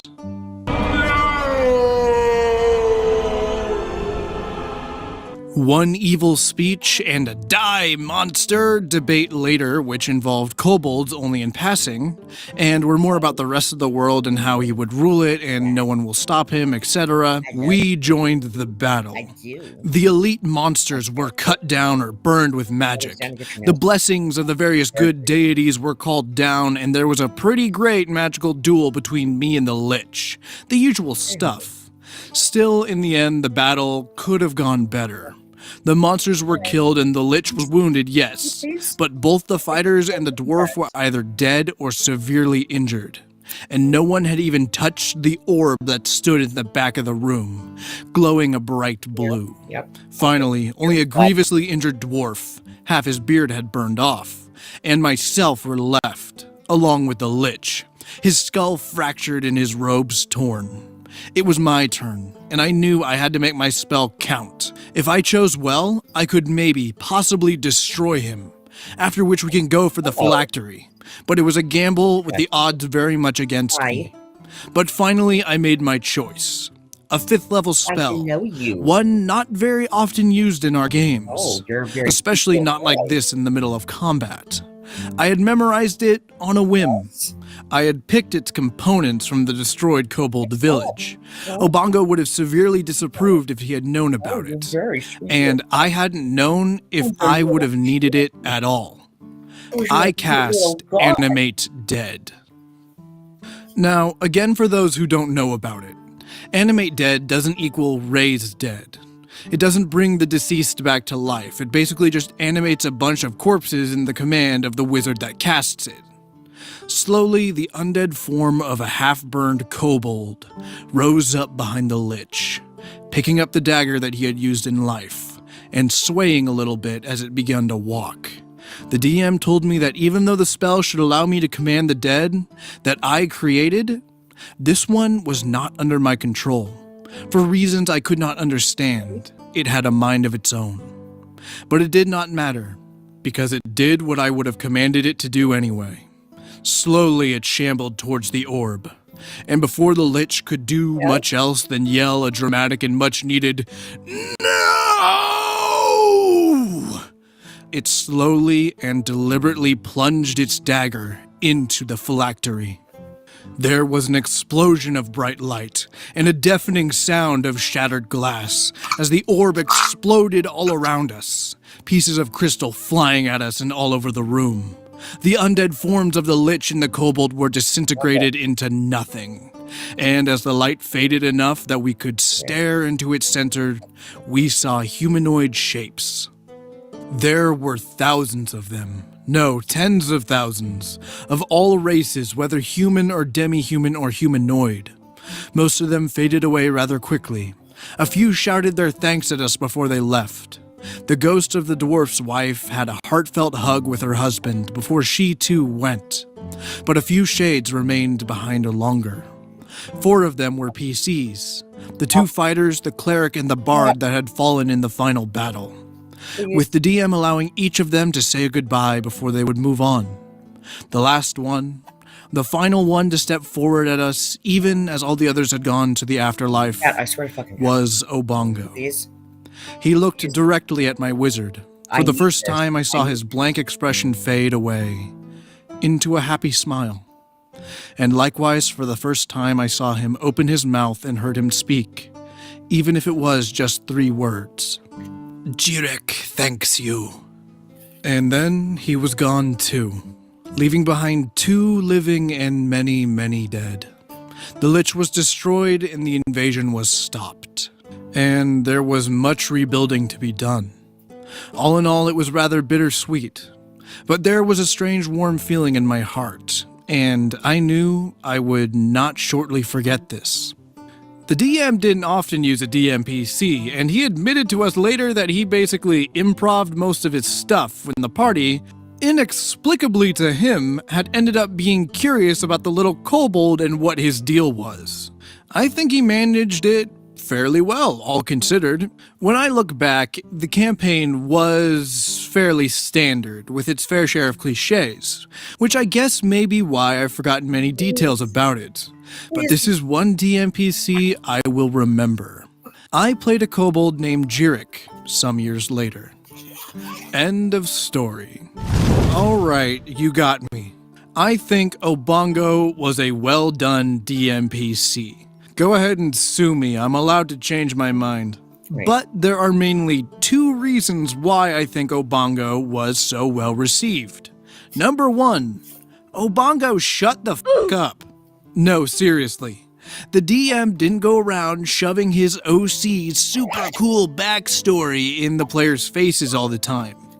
If anything, he didn't even have a backstory to begin with according to the end of the story. And the backstory he did have was dug up by the players by their own free will. And that leads us to number 2. Everything about Obongo's existence is at the behest of the party. They discovered his backstory. They explicitly asked for a thief. And they explicitly wanted Obongo in the party. He was not forced upon them.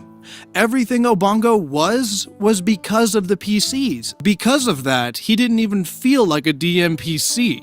He felt like a mystery for the party to unravel, a goal, where the reward was a friend. Now, please don't take this as my permission to start making DMPCs in your campaign. Obongo is the exception, not the rule. DMPCs still suck in my book, and a good one is about as common as a unicorn. It just so happens when that unicorn does come around, it might make a pretty good story. Speaking about DMPCs, let's go ahead and check out this week's Gallery of the Drake, huh? I've titled this piece, The Death of a DMPC, courtesy of your friendly local necromancer. In this piece, we witness a dragon's guide to dealing with DMPCs. Step 1, inhale. Step 2, exhale. Step 3, profit. Thank you again, Mr. Necromancer, for submitting your artwork. It's completely and utterly badass. Remember, if you want your fan art featured in Gallery of the Drake, be sure to send it to me at the email listed in my About section. I am so honored that I can create content that inspires creative people like yourselves to make artwork like this. With the story over and artwork displayed, we're gonna go ahead and wrap up. I want to thank you all for listening, and I hope to see you next time in the Den of the Drake. Base and first rows as It's the Son-in-Law by Tim Wilson, as far as I can tell. Old Man Henderson wore combat boots, cargo shorts, and an open front Hawaiian shirt with a wife beater. Take this. Greetings, adventurers, and welcome back to the Den of the Drake. Other dragons hoard gold, while I hoard internet cringe. For reasons that I'm sure you're smart enough to understand, humanity is not gonna be around forever. But there's one thing about the human spirit that never dies, and that is our myths and legends. dragons still soar the skies of our imaginations, and Bigfoot still prowls the American Northwest, and the Loch Ness Monster still wants his tree fitty. Most people can recall the 12 labors of Hercules, Achilles' one weakness, the sinking of Atlantis, and how Robin Hood and his merry men invented communism. But surely the age of myths and legends has long passed, you might say. But I might counter with the internet is our own version of the Library of Alexandria. Except our version has TikTok and women getting rich selling pictures of their feet. I'll let you know which one I think should have burned down. But degeneracy aside, the internet has produced more than a handful of its own legends, 2 of which we've actually seen featured on this channel. Those, of course, being that of Obongo the Kobold and Oogie the Honorary Dwarf. But there is a third legend of 4chan, dear listener. Yes, just like how humans study the pages of Homer's Odyssey today, long after we're all gone, our descendants will reflect upon the story of a hero that only goes by the name Old Man Henderson. Today's video is going to be light on the commentary because I believe it's important for all of us to appreciate an RPG horror story of such a caliber that an entire unit of measurement called the Henderson scale was created to measure just how off the rails a story can go. Now, without any further delay, let's go ahead and dive right into the horrifying legend of Old Man Henderson. Enjoy. This week's story comes from the anonymous 4chan user Waffle House Millionaire and is titled Old Man Henderson, the character who won Call of Cthulhu. Prologue: The origin of Old Man Henderson. I'd like to start by saying that the GM was a bastard that had it coming. Bullshit tactics to make everyone go crazy like a D6 with only 5 sides. No story, no reason, lose 10 sanity. The others continue to allow this foolery. We were playing in a modern-day setting, with the other players being a college professor who found a couple of stray pages of a copy of the Necronomicon and wanted to find out just what the hell it was, a detective who was investigating a missing persons case connected to the local cult, and a local athlete, I think it was football, trying to find out why some of his friends seem so distant lately. And then there was Old Man Henderson, who was... Dang it. Greetings!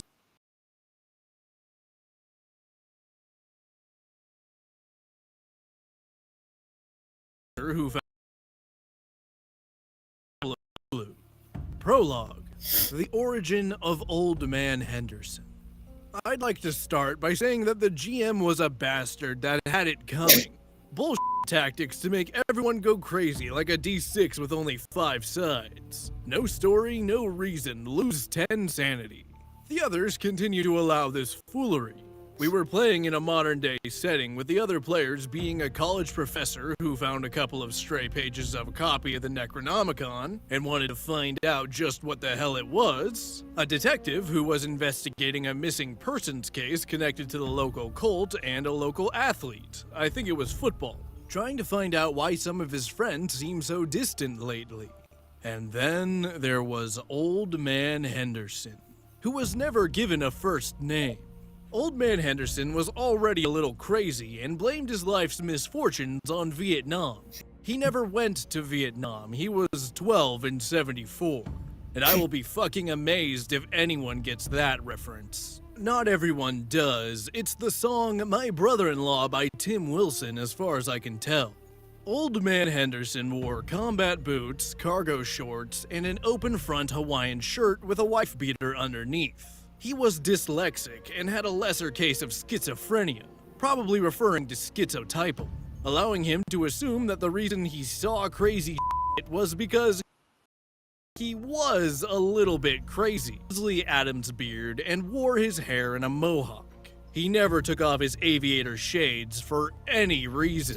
He had a stuffed parrot on his shoulder named Rupert that he constantly asked for advice, while ignoring the other party members as convenient, assuming that they were hallucinations. He had an automatic combat shotgun that he knew how to use. He also devised the anarchist's cookbook. He started the game with a pre-existing hatred of religion, cutlery, and books. His motivation was that he thought that the cult had stole his lawn gnomes, but he had actually donated them to a charity auction, got high, and forgot about it. Most importantly, he had a 320-page backstory that justified everything, from his casual understanding of physics to his ability to speak Portuguese flawlessly. I love this story so much because it reminds me of the kind of RPG characters that my best ex would make, and possibly like one of the guys that best ex used to game with. It would not at all surprise me if Waffle House Millionaire is one of Best X's old gaming buddies, or or at least knows him somehow. Because parts of this sound really familiar, or it could just be, the kind of thing that, or it could just only sound familiar because of its relatively legendary status amongst gamer nerds on the internet. So, but I swear this sounds so much like something that that my best ex would have created as a character, especially for a Call of Cthulhu game. You can just imagine the sort of shenanigans that character was involved in. The point to having such a long backstory was threefold.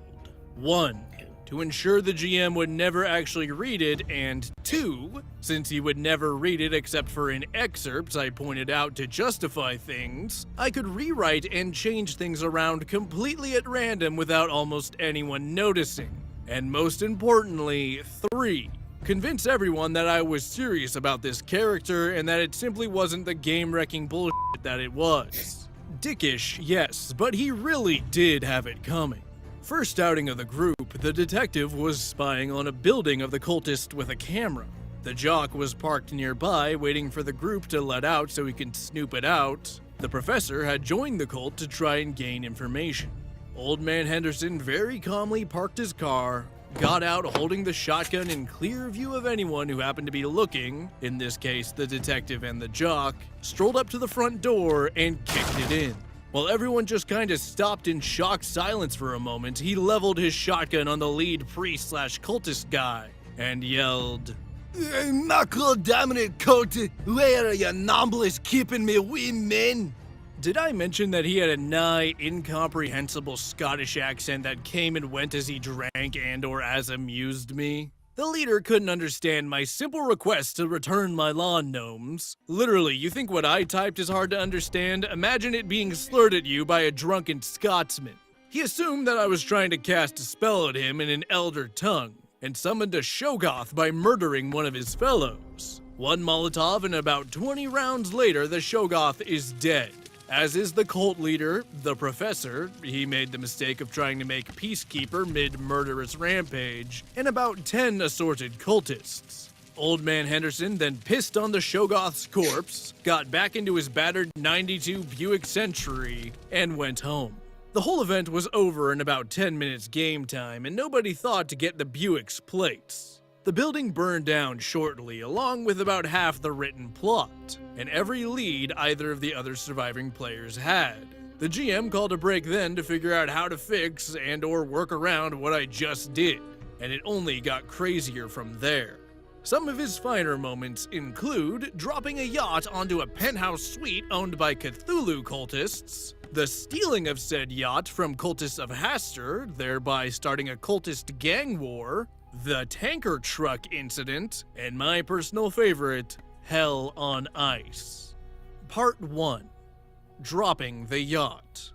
Old Man Henderson, while his erstwhile companion Jimmy, the jock, and his friends William Brocklaw, a once humble bartender, the now dead detectives player, Old Man Henderson burned down his bar on accident and blamed it on the cultists. One bluff check later, and he was in the posse.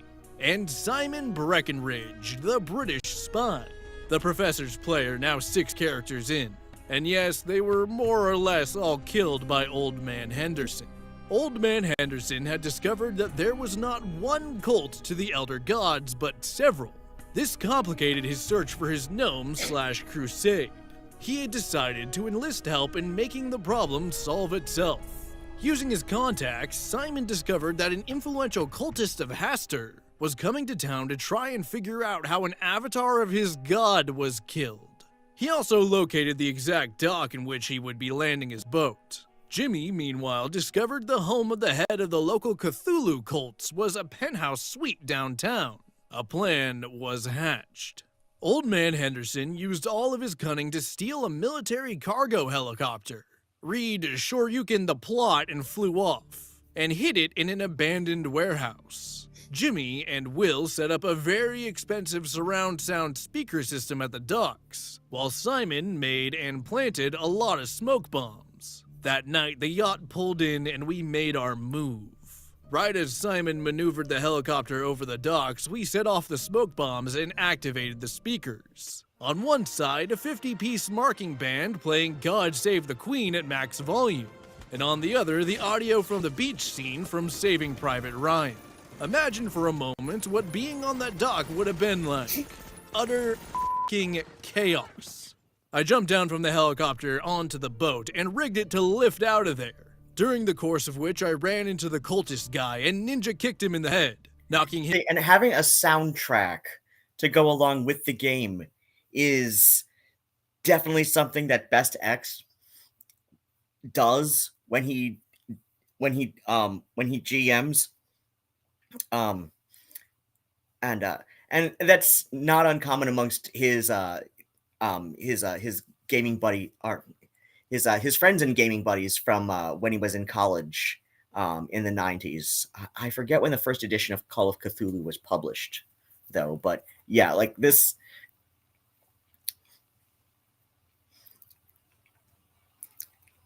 Like I said, it would not surprise me if I don't think this was, a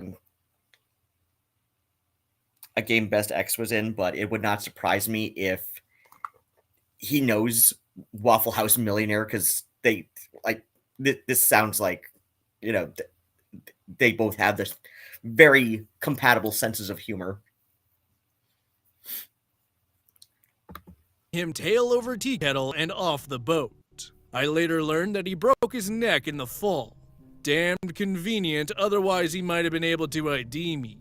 We then lifted the boat out of there, switched to our secondary audio on all sides, My Heart Will Go On by Celine Dion. I was in a vengeful mood, the gnome-stealing bastards. So when the cultists finally got the smoke to clear, their yacht was gone, their leader was dead, and Celine Dion was stuck in their heads. Not the best of days. Then we went across town in a stolen military cargo chopper carrying a 40-foot yacht and parked the helicopter above the penthouse. With the yacht about 80 feet above it, we then cut the line, jumped out with our parachutes, and watched the yacht ruin a dinner party while placing bets on whether the military would save the chopper, blow it up, or if it would just hover there until it ran out of fuel. Part 2. The tanker truck incident. Now time for what will forever be known as the tanker truck incident. Notice that "the" is capitalized. This is because no matter what incident in the future may involve tanker trucks, this is the definitive one. It started out innocently enough. Old Man Henderson left the stakeout in a van outside the evil cult's meeting place to go get some hooch. The only people left were the detective and James Fink, the professor's second character. Jimmy was gone because it was a school night. Old Man Henderson was a bad influence, but damned if he didn't have the kids' best interests at heart. The cultists see me leaving. I had a very distinct appearance after all, very useful in scoring TPKs, and discover my friend spying on them. The detective gets a pretty GAR death, and James dies like a bitch, but not yet. I'm on my way back, walking along. The detective and James had been brought inside as a part of a ritual to give Hastur an avatar in our world. He had been banished, and the only way he could come here was via a loophole. He could only use as hosts people who knew that he existed and who had thwarted him 3 times. And then he had to make them drink the lifeblood of their closest friend to make the binding permanent. In this case, you're wondering, permanent binding equals game over. The first part of the ritual was completed, but before Haster could take control, the detective broke James's shackles and he tried to run. He made it as far as the street when the detective, now Haster, caught up with him part demon form. Now, where this church, for a lack of a better term, was located, was at the end of the road on a T-shaped intersection. There was a gas station about 3 blocks away, which is where Old Man Henderson was while this was going down.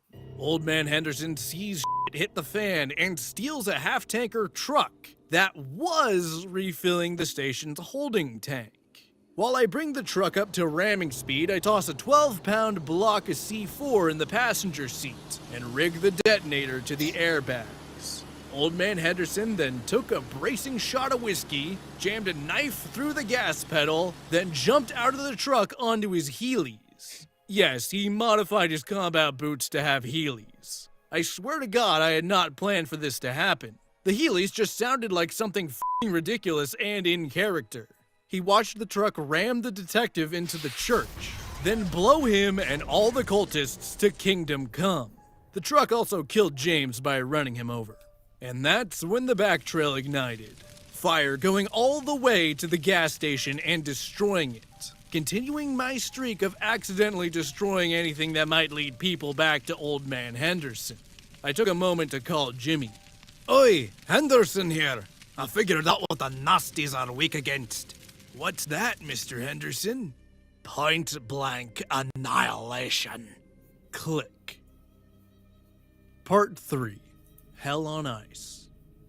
We were in the end game. With zombies and Shoggoths chasing us, I had managed to get Jimmy disappeared, so it was Old Man Henderson, Simon, and Will going to the final strong point we had at an abandoned hockey stadium.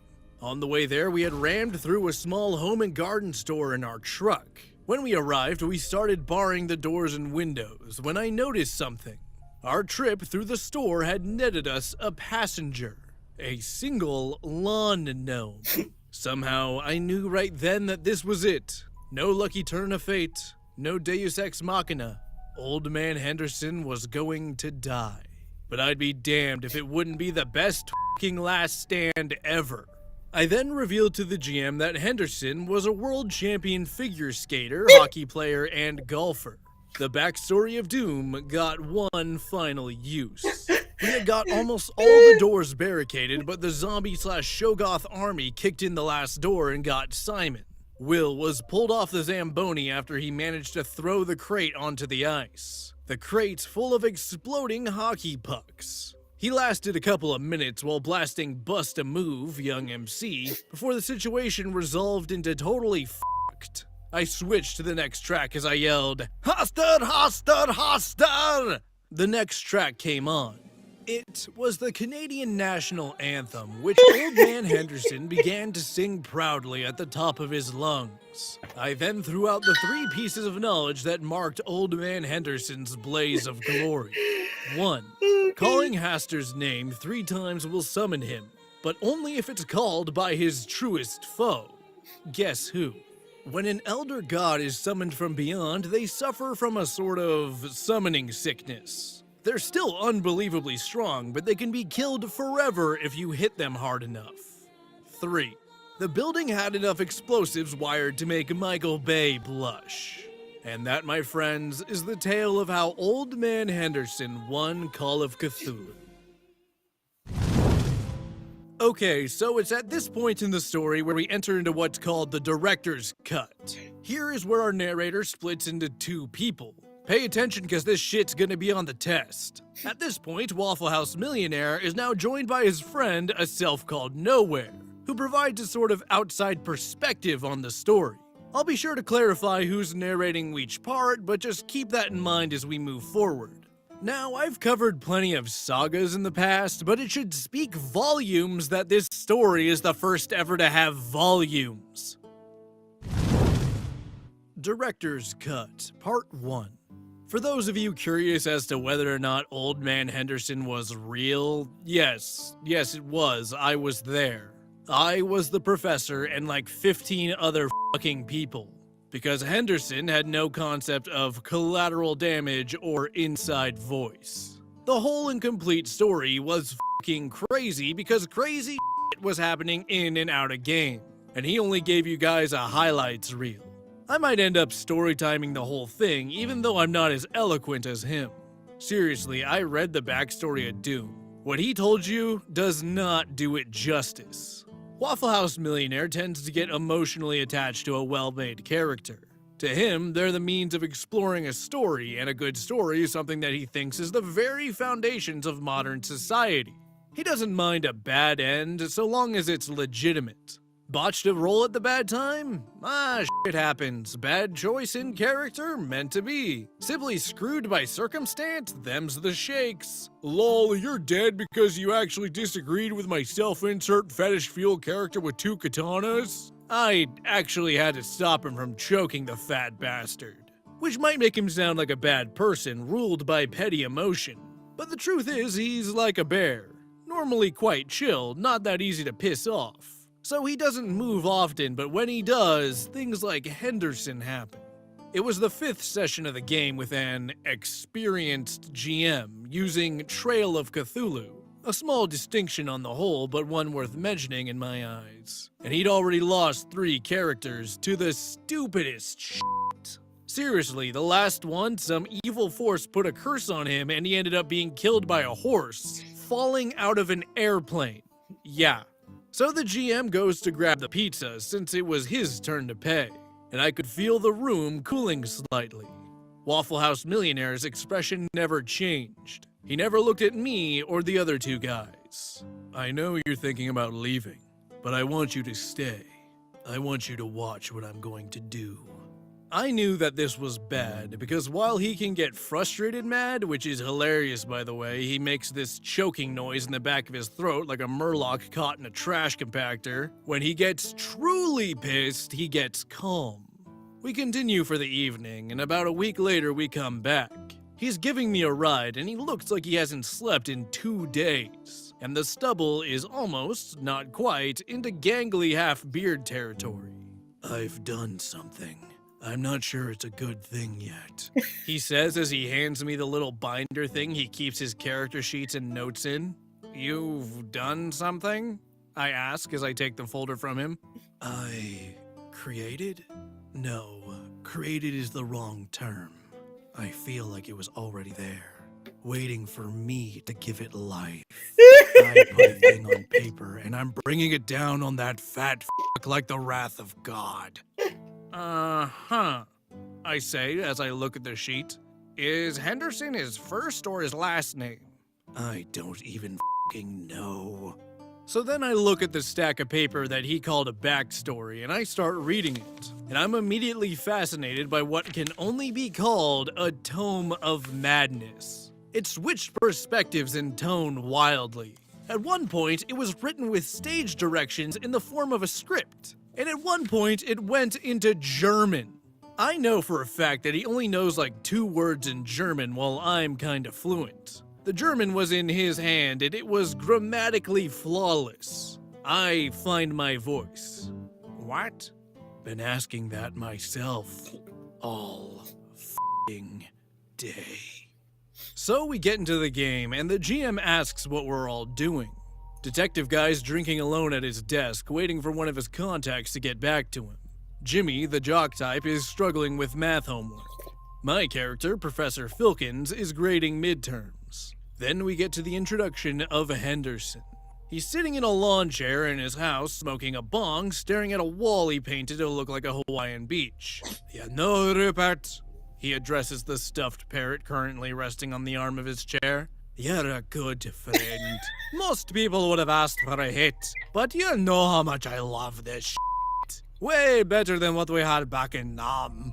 He chuckles and then begins reminiscing. You know, I still remember the first time I got high. Back in me older brother's van. No, it must have been some good shit too, because I'm an only child, ain't that right, Charles? He looks over to an empty corner of the room. Charlie? He then gets up, mildly concerned. Man, what the hell? He begins to search the house in earnest, before sitting down on a chair in his kitchen. Where the f*** are my lawn gnomes? I mean, did somebody steal them? Who the f*** would steal them? Yeah, they're worth a lot, but come on! He then pulls out a Sharpie and begins to scribble on the table. Alright, 215 gnomes, total weight of about 800 pounds, total value approaching 40,000, not a one-man job. Need help to carry them. Need help to sell them. I'm looking at a large and well-organized group of assholes! He looks into the middle distance. Like those guys down the street? They're Mormons, right? Large rolling around in the early morning like these damn Charlies. Oops, I think we've got all late. And then he poured a couple of Jack Daniels into a large to-go cup and went and got in his car. Back to the rest of the party, it should be Anderson looks a lot like Bridges of today. So imagine all of his lines in that voice, because that's the voice we retreated to at the table. Anyway, I've had a lead on the cult meeting for a while, and I managed to get an invite. I'm sitting in the front row, listening to a passionate Arab man talking about how there's more to the world than we know. Despite myself, I'm intrigued. Jimmy is sitting outside, thinking about his friends and trying to decide if he should go in to talk with them or what. The detective's gotten his call back and is now watching the scene with interest. A battered 92 Buick Century fails to get their attention until it suddenly executes a perfect handbrake turn and parks at the curb. Back to the Henderson's point of view. He's blasting Creedence Clearwater Revival when he suddenly sniffs the air and says, Mormons, before whipping around and parking out in front and killing the car. He then gets out of the car and pops the trunk in full view of the detective. He then shoves Lurid Lucy, an inflatable sex toy of exceptional quality, to one side, and pulls out some sort of Israeli-made combat shotgun and starts walking towards the house. He then kicks open the door while our mouths are agape, and shouts the words that let us know that the game would never be the same. Knuckle dominant got this area nobody's keeping me wee, man! So at this point, the GM has not yet realized what Henderson is. In fact, I think I'm the only one who truly understood what was about to happen to existential horror at this point in time. Here's another fun fact about Waffle House Millionaire. When he's at the game table with a character sheet, you aren't at the table with him. You're at the table with whatever character he's playing until further notice. I don't think he could have metagamed if he tried. So anyway, the GM has decided to regain control the only way he knows how. By killing Mike's latest character via bullshit. So he summons a Shogoth. Henderson, having passed the will check to not puke up his brains and winning the initiative, comments on how it's the ugliest f***ing poodle ever, oh god, and then shoots it in the f***ing face until it dies. Then he shoots the cultist guy who summoned it, and then he shoots me, and then a random guy, and then he pisses on the Shogoth's corpse, since everyone else is too busy losing their shit in a panic over the creature that should not be being summoned, and casually sets the tapestry on fire with his cigar as he walks out the door. So then everyone still alive runs the f*** away from the burning building before the cops show up. Henderson makes it home about 3 blocks away, and then realizes something horrible. He totally fucking forgot about the lawn gnomes. He runs back to the still burning building only to see the fire department has already arrived. They inform him that no gnomes were in the building that they could tell. On one end, he's relieved since he didn't lose the gnomes, and killing that many little people would probably constitute a hate crime. Never mind that he's totally just leveled a church with the speed and brutality of the fucking Spetsnaz. Anyway, he goes to try and cook up where they could have gone at the local pub. The GM at this point looks up at us from his notes. He's clearly been thrown so far off the fucking tracks by what just happened that he can't just improv his way out of it. I think I need a minute. Or 10. He amscrays, and I look over to the man I thought I knew. He has his cell phone out and is asking us if we were cool with Chinese food since we had pizza last week. What the fuck was that? Asks one of our fellow players. Remember when I said I was getting revenge? I brought out the big guns. I don't even have small guns anymore. I was given some once and promptly returned them. Won't be needing these, I said. Hello? Chinese food place I forgot the name of. You still got that special on shrimp fried rice? Director's Cut, Part 2. So when I ended the last story, we had a dead Shoggoth, a burning building, a bunch of MIA lawn gnomes, and we totally just ordered some bitchin' Chinese food. Anyway, at this point in the proceedings, Henderson decided that if he couldn't get a proper brainstorming going at home as the location of the gnomes, then he could always try Harry's bar. Good old Harry was scared proper shitless of Henderson after an incident with a commie bastard pinball machine prior to the game's start. So he could drink in peace and nobody really bothered him about the mounting tab. So he's sitting there working on a new plan of action with his two best friends, Mr. Daniels and Mr. Walker, when suddenly a news report comes on. Apparently some woman was commenting on how the quiet religious group a few blocks away from the bar had just had their shit wrecked. Henderson was very interested in knowing that they were not in fact Mormons, but rather disciples of the Yellow King, which apparently were a radical sect of Buddhism that had the details promptly ignored since there was a hockey game on. Then Henderson had a really good idea, since somebody at the other table had the Dragnet theme as their ringtone. He knew f*** all about looking for people, but a private detective? So after a few minutes in the phone book, he decides to literally call the first name he saw under the PI heading. By sheer freakish coincidence, the phone in the detective player's office starts to ring. Hello. I need a man who's good at finding things, doesn't have any great love for religious loonies, and doesn't mind maybe shooting an ugly-ass poodle or two. I'm sorry, but who is this? The name's Henderson, and I'll need some help from a professional. No argument here. So, you're looking to hire a PI, correct? Yep, I had something precious stolen from me. And that was roughly $40,000 of lawn gnomes. There was silence both in-game and at the table. I'm sorry, what? I'm not saying it was cultists, but I'm pretty sure it was cultists or aliens. But it seems unlikely given the circumstances. So if you're interested, we can talk down at Harry's on the south side by the river. And he then hung up. Since the detective was quickly getting nowhere with his missing persons case, he decided it would be good for a laugh. Henderson, meanwhile, had discovered that Harry had acquired a Pac-Man arcade machine and decided to fill the scoreboard with profanity. So when the detective arrives, he asks for some guy named Henderson and was promptly pointed to a man in unusual attire who was teaching a girl how to shoot pool. Henderson? Will you hold on just a second? The important part of a shot in pool is to make sure it's smooth. Take all the time you need to line up the shot, don't let them rush you.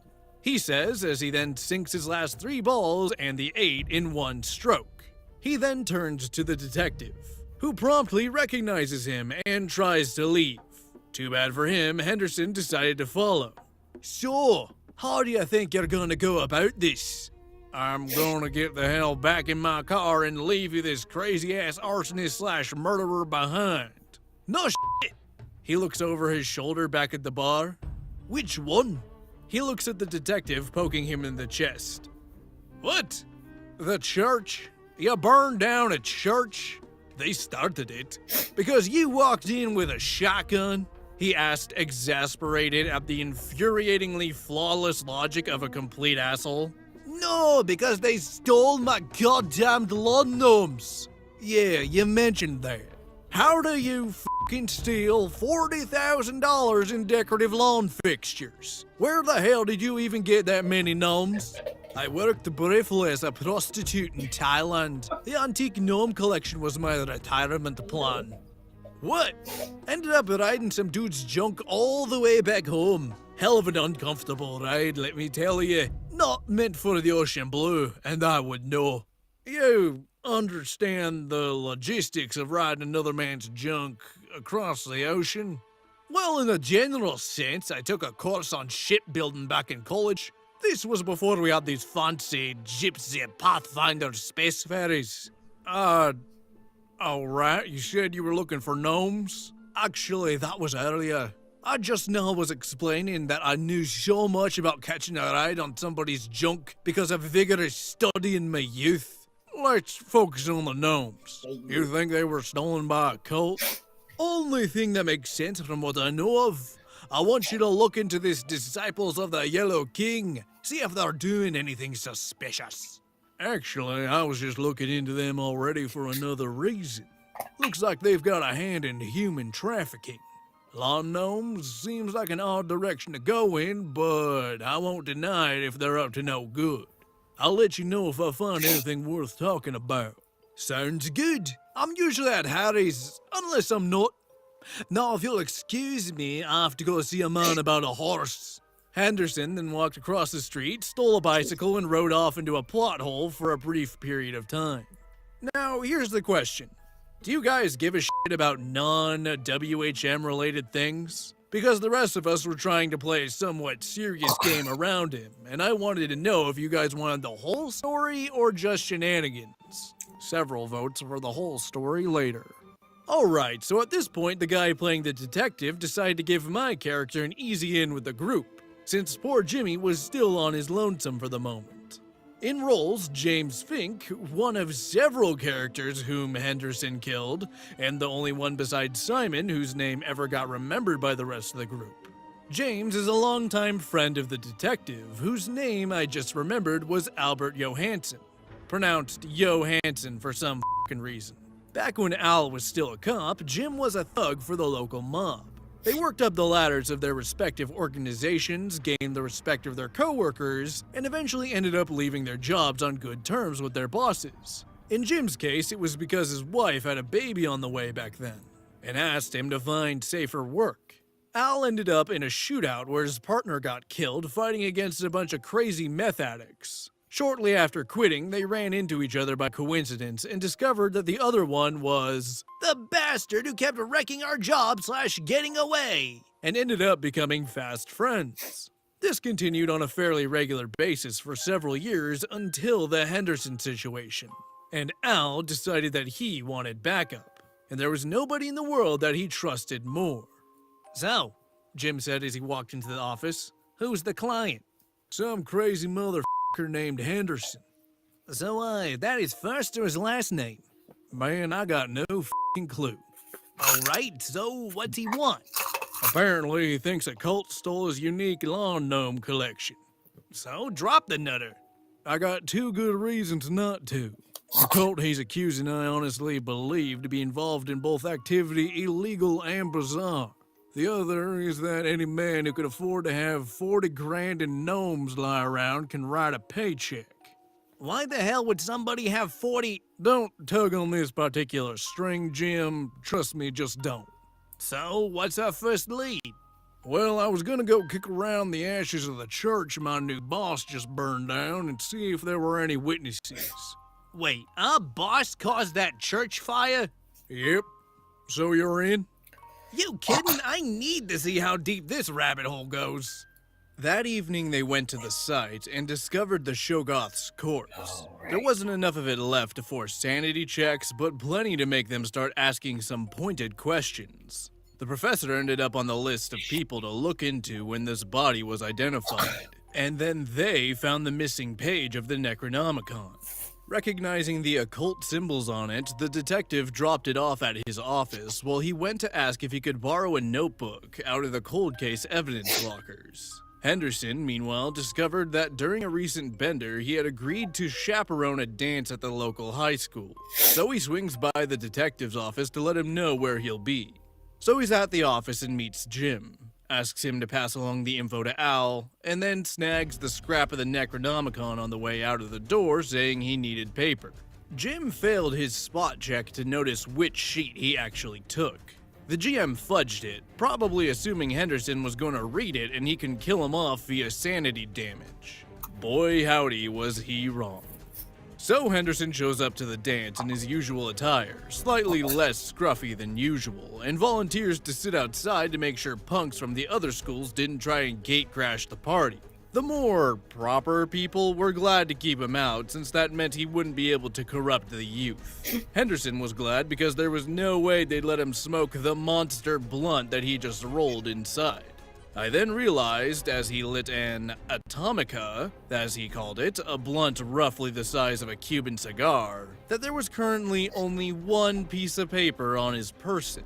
As soon as I found out where he was in character, I went to the school to try and prevent the inevitable. Meanwhile, Jimmy, the jock, was sitting outside, sad because his girlfriend didn't come because she was too busy being a crazy cultist. Henderson decides to introduce him to the wonderful world of substance abuse, and like a bro, passes the blunt. To be totally honest, I'm surprised that this moment didn't make the original story, since smoking the giant book of bad juju was the best thing to ever happen on accident. So Jimmy took a hit and totally failed every check that the GM sent his way. The man saw Jesus, and then Jesus turned into a giant squid thing. In the deep distance, the weed softened the blow by masking everything behind a cartoony afterglow. So imagine for a moment watching Elmer Fudd scream Cthulhu Fatagan and shoot Daffy in the face, only instead of a fucked up beak and a muttering of "This means war," he screams, "He comes!" and tentacles rip out of his form to molest wildlife. This is the part where I had to go to the door to retrieve the precious shrimp fried rice, but I came back to, so wait, I only lost 15 sanity? Yeah, what now? Well, I pass it back.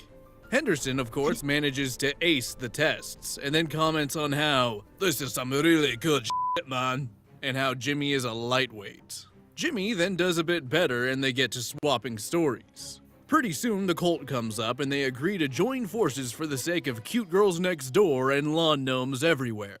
Sadly, that roach burned fast and hard, so when me and Al got there, all we saw was the crazy old f*** and some ginger teenager crashed together against the wall giggling at those silly squid things in people's heads. So we then discover the kid's connection to the madness and promptly discover what he knows. This leads to the three people who didn't have school tomorrow, both in and out of game, to prepare a stakeout at some church. So at this point, we all get into Jim's van and park down the street from the church. The church happens to be on the end of a road at a T-shaped intersection, and we're parked a bit up the way from it. Man, stakeouts are boring. No shit, Henderson. You have anything useful to contribute? Not really. I should have brought a book or something. Would you be paying attention to the building if you had reading material? Not really. So then I guess that would defeat the purpose of a stakeout, wouldn't it? Not if you two were watching. Hell, we could have two of us watching the third man playing bait. You'd volunteer for that. Beats the fuck out of sitting in a van with two dudes who won't even let me smoke.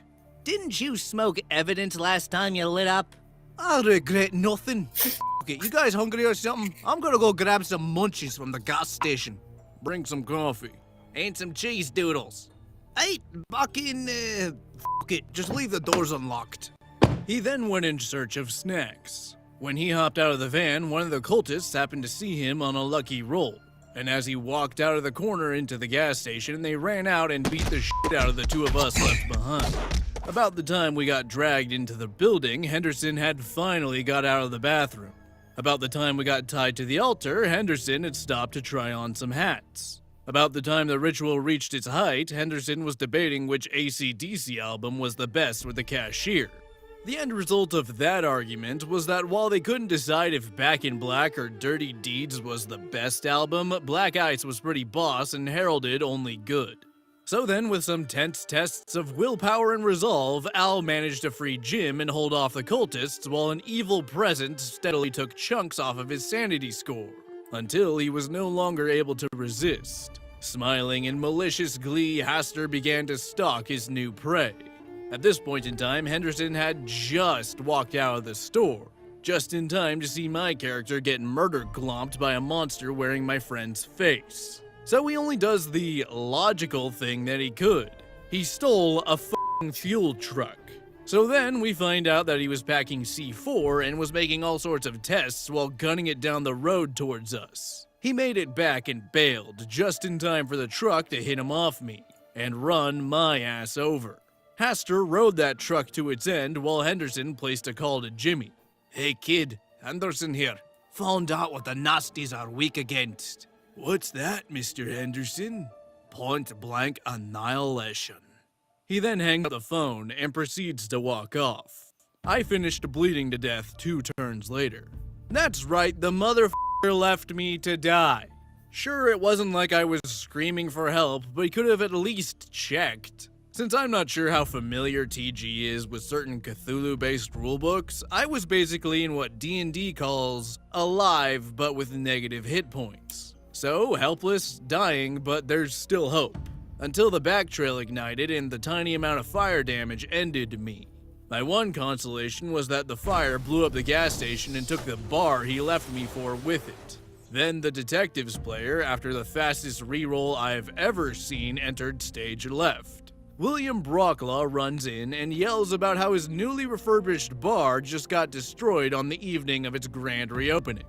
Hey man, if it helps you feel any better, I can help you get back at the people who did this. Who are you? No, Bran. The name's Henderson, and this is my right-hand man, Rupert. And you know who did this? I'm fairly certain I do. Ever hear of the Disciples of the Yellow King? Are you saying that this was done by cultists? Look, I'm not saying it was cultists. Really? But it was probably cultists. Come on, your bar might be gone, but it's not the only watering hole in town. You ever hear of a pub called Harry's? You look like you could use a drink. At Harry's bar, he got filled in on what Henderson knew, while getting a couple of drinks on the house. I probably would have been there too if I were not slightly pissy about losing 2 characters in as many sessions. So after a few minutes of back and forth, Will decides he'll get in on it if Henderson will provide some proof as to the whole evil cultist thing. So, why'd you decide to go after them? Revenge, mostly. Really? What happened?